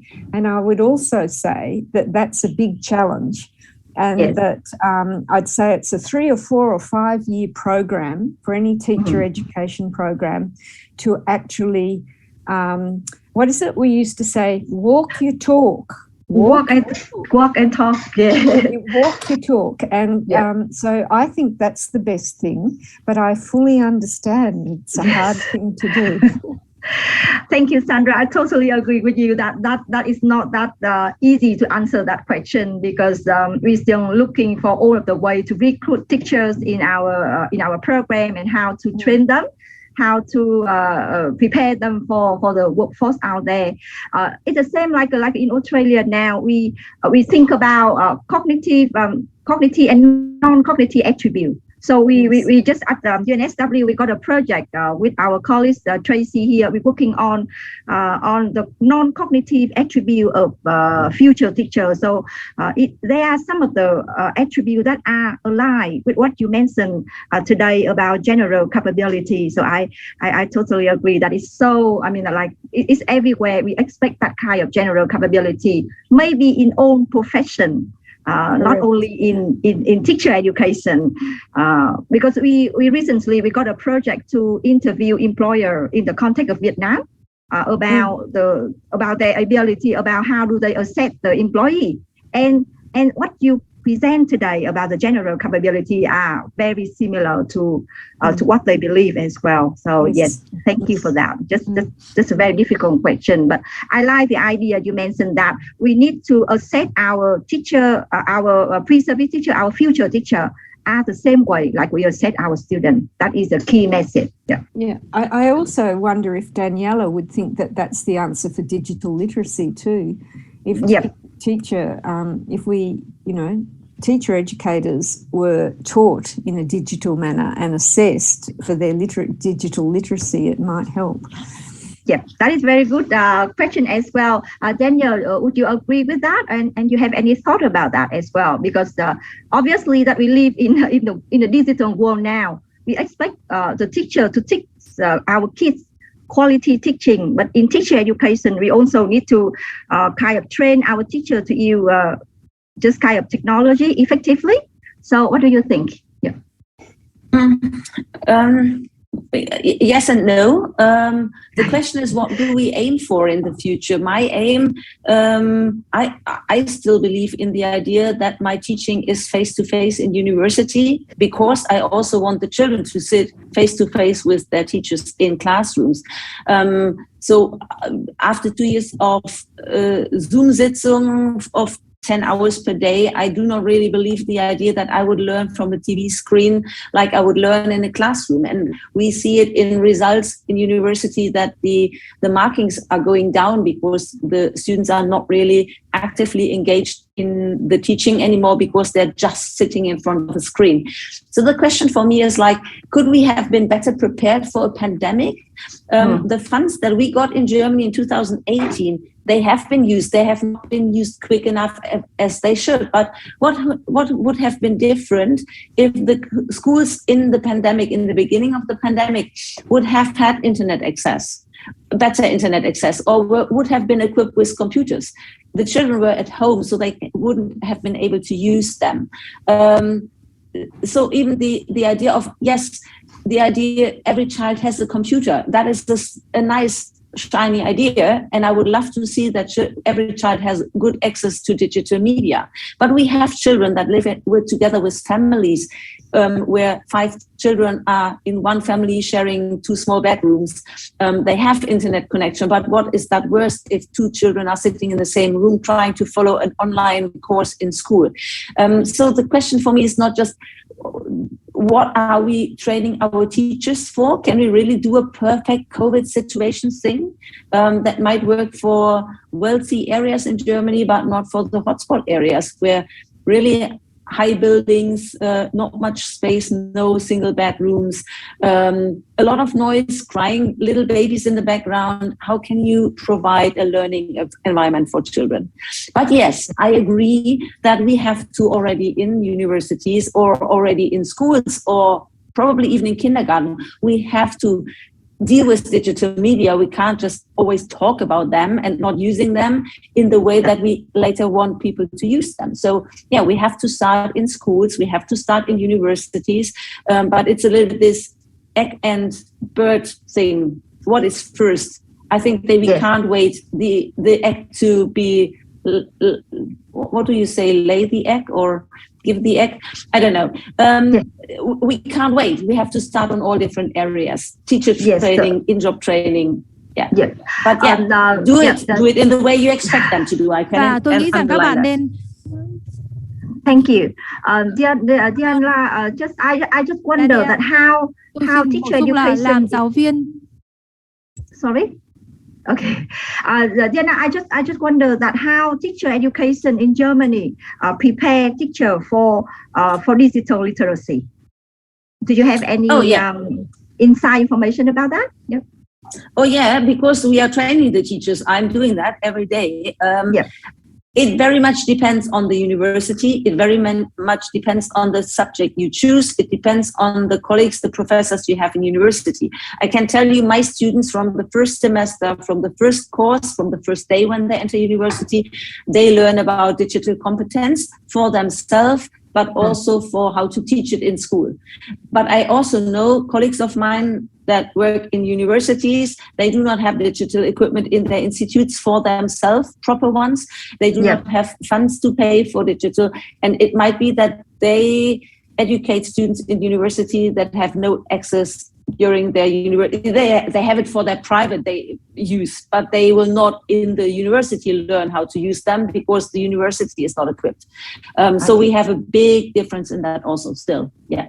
And it very much also depends on what the teacher wants. So if a professor is not interested in digital media, he will just do normal, ordinary classes. And so we need to assess them as well. We need to train our teacher educator as well. Oh yeah, this is what I said, the egg and the bird, we have to do it all in once. So there's no do this first and the other will follow. No, there's no time for waiting. We have to start them all, with them all, yeah. Yeah. Following another question for you from Hang is that, what do you think about the European Digital Competency Framework? How is it implemented in Germany? And have you had any thought about that? Yeah. Oh yeah. It's the same. If you want to follow, you can. No, in general, the document itself is a good document. It shows exactly what is needed in terms of safety, in terms of competence, in terms of understanding, and all the competences that people will need in the future. Unfortunately, I would say that most of the Germans have not even recognized that we have a digital competence framework. So it's nothing that people are talking about. It has got into schools, it has got also into university level, yes. In teaching areas, people might know about it, and we have for sure in every federal state, we have similar documents that are linked to the European framework, the national-wide framework, the federal state ones, and then school-based ones, and they all say the same things. Unfortunately, the reality is that most of them are ignored. It is compulsory now in Germany to provide children with computer skills like coding. Most of our teachers have to teach coding from year 1 in primary school now. Yeah. They have never done coding for their life, for themselves in their life. So, and the teachers I have been talking, when you tell them like you have to do it, do you know this? It's in the curriculum. They say like, okay. And that's it. So yeah, thank you. So just the framework is there, and reality is different. So it seemed to me that it is a really common story everywhere in the world. We got a framework, but the reality is different. So I think that there is one of the questions that may bring two of the presenters together here. It is an equity issue. Equity issue here, like some of the audience asked you both about. The research has shown that the pandemic really impact on the quality of learning, the quality of teaching, and there is it widened the gap, right, for the student from a different social background. What do you think about that? And yes, so maybe Daniel, you have any story to share with us, like in Germany? How can you address that issue? Because there is a statistic in Australia that the equity is an issue after the pandemic. But in Germany, I see from your finding, you also mentioned that. How can you address that issue after? Post-pandemic. I guess that we still are in the pandemic. Yeah. Over to you. Yeah, we still have that. We also call it like post-pandemic, but we hope this is why we are calling it. In fact, we are still in. Yes. Anyway, how can I say that? If one of my PhD students, she went into a school and was doing her PhD research in a classroom, and she came back and she said, like, you can't believe. She said she was so shocked how little the knowledge of the fourth year children, so end of primary school was. Yeah, in fact, they have had 2 years of not really proper teaching. They were doing shift teaching where only half of the class was allowed, and then so in the end they only have had half of the number of teaching hours. The teaching at school. There's only the one class teacher. So if he or she is handling the children in school, who is looking for the children at home? Yes, hopefully the parents. But are they, because they also had to do their normal job and homework and whatever, are they able to really support the children? I would say you can clearly see where the support from families in terms of education was good. These children have more or less survived the pandemic, and for all the other children, we see a bag. Really, there's a lack of everything: social competence, knowledge, skills, everything. And we now have something like this backwind. It's a program now where a class teacher can select single children to then support them with extra lessons. And they call it like they have the right to give 20 extra lessons to a child. Honestly, we are talking about 2 years of COVID pandemic. What is 20 extra lessons worth? Will you learn reading, calculating, and all that stuff that you have missed in the last 2 years? It is really difficult. And we still see, especially in terms of income of the parents and the social background, the educational background, that is the worst thing for children. We see big differences as an outcome. But even for students, we see, in university, we see a big difference. So it's still a very difficult question to answer as well, because we can't fix the problem. We can't quick fix the problem because it is an ongoing problem even before the pandemic with the equity issue as well. So may I ask Sandra another question? Sandra, I'm very interested in the framework and all you propose about the general capability. So as I understand that equity is an issue here. For example, like I can, from my own experience as a person who knows Vietnam and Australia, in the context of Vietnam now, a lot of private schools in Vietnam, primary private school, secondary private school, they focus a lot as well on the general capability. But in the public school, it seems to me like we still just about assessment and about testing, about somebody about testing only, not about assessment. What your thought about that? Yes, actually, I think you've put your finger on something that's really important, and it worries a lot of people in Australia. I mean, it's interesting listening to Daniela, and I would say that exactly the same concerns that Daniela talked about are evident in almost every country in the world, including Australia. And it's very clear that the pandemic, it didn't cause the problems, it uncovered them and intensified them. So it's not as if this is a new issue. It's the same issue that we've had all the time. And in Australia, the independent schools that are, high fee, they've got more money. They were able to manage it, and some of the poorer schools couldn't manage it as well. And I think what we've just finished a series of case studies of various systems and schools that have actually tackled it, and so we've looked specifically at organisations that have looked at low socioeconomic status, very high disadvantage, disengaged students, and what do? They do not provide more computers, more tutors, more, but that's not what they do. They change their teaching, they change their pedagogy, they change their learn design to teach the students how to manage their own learning. I call that learner agency, to connect with other learners and other teachers and so forth, to collaborate with everyone else in their learning. This list, you can hear it. It's the same, just kind of that everyone's talking about. And that those schools and systems that have taken this on, like in the Philippines, whole pile of students that just didn't get the opportunities. Are they drilling them in history and physics? No. They're giving them opportunities to take their own interests and their own community concerns and use that as the focus of learning and develop the capabilities. So a lot of people in Australia are now saying we're at a tipping point where the approach we had in the 20th century to teaching and learning is making way for a way in which students are much more in control of their own learning, obviously within a scaffold.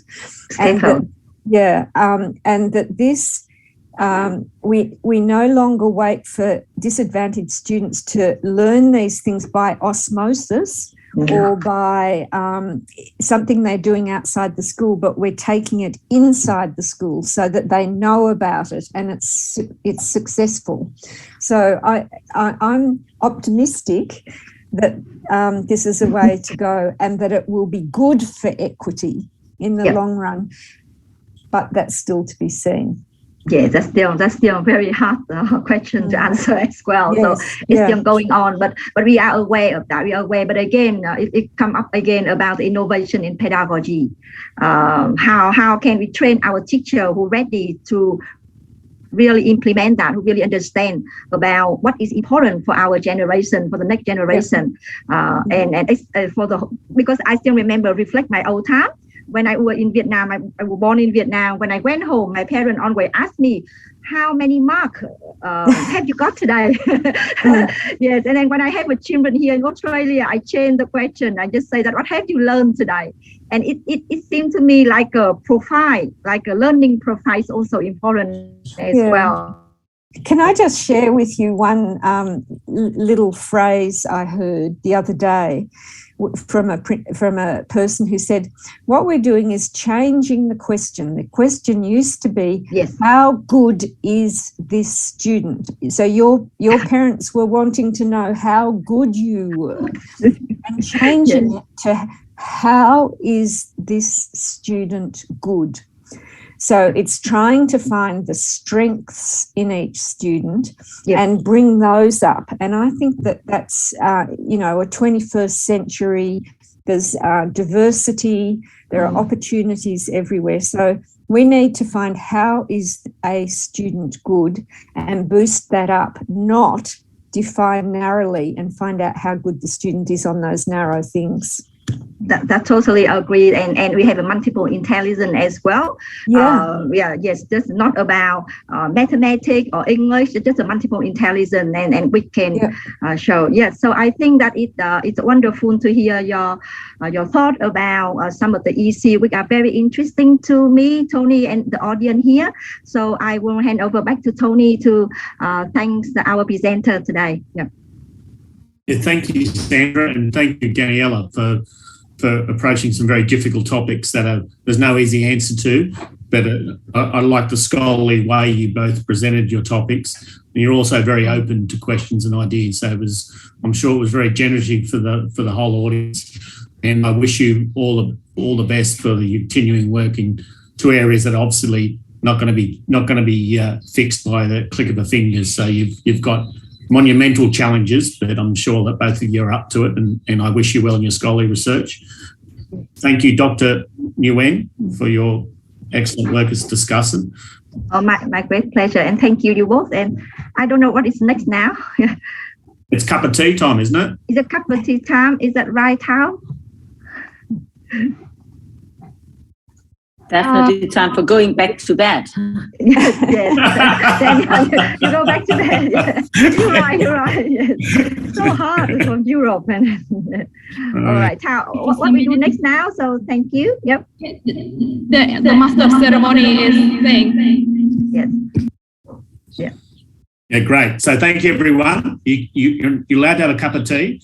And I think the next session must be in, 15 minutes? Anyway, people can follow the agenda and catch up with it. Thank you, Professor Tony Loveland. You managed to talk very well. So we still have spare minutes. Wow, relaxing. And we learned a lot this morning. And it's already at the end of the session. And also good atmosphere. Why don't we take a photo together? To keep our memory. So please, the participant in Zoom, please turn on the camera if it is okay. And the others, so we see people. And then please, the people from the room in Hanoi National University, please come to the front. So it is kind of hybrid photographing. So please come, please stand and come just in front of the screen. And our colleagues in Zoom will show up. As you can see in the small windows of the Zoom here at Hanoi National University, you can see yourself. So please get a good purchase.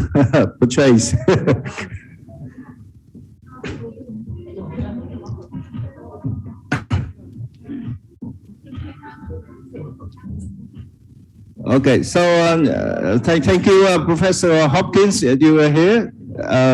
Brent, we see you actually. Cô Lan Anh, cảm ơn cô Lan Anh.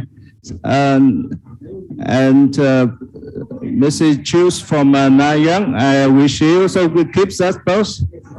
And our beloved Jess. And the lady from Cologne. Are you awake actually after the presentation and discussion? Wow, nicely. And Sandra, of course, you look very nicely. And Hoa, so you see, we all gather. This kind of hybrid photographing isn't very nice atmosphere, actually.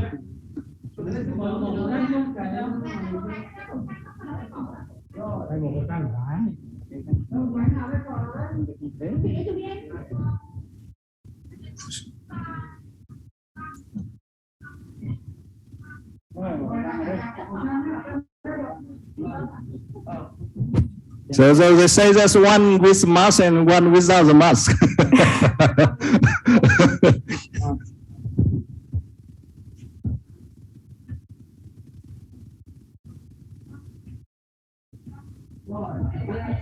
Okay, so please hold on. Please hold on. We will briefly look through the session for afternoon.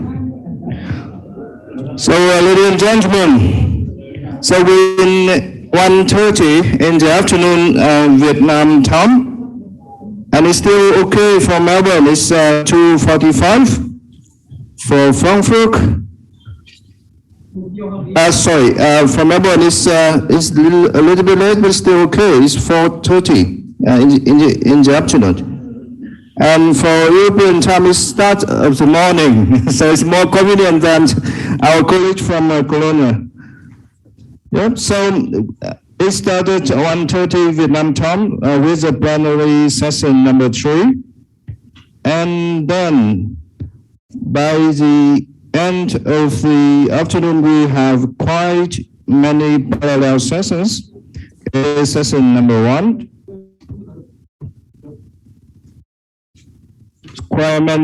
If you will look in the agenda, you will see the parallel session will start at 3:15, and please think and choose from now which session you want to join in. So you can look through the book of abstract and find the interesting field for you.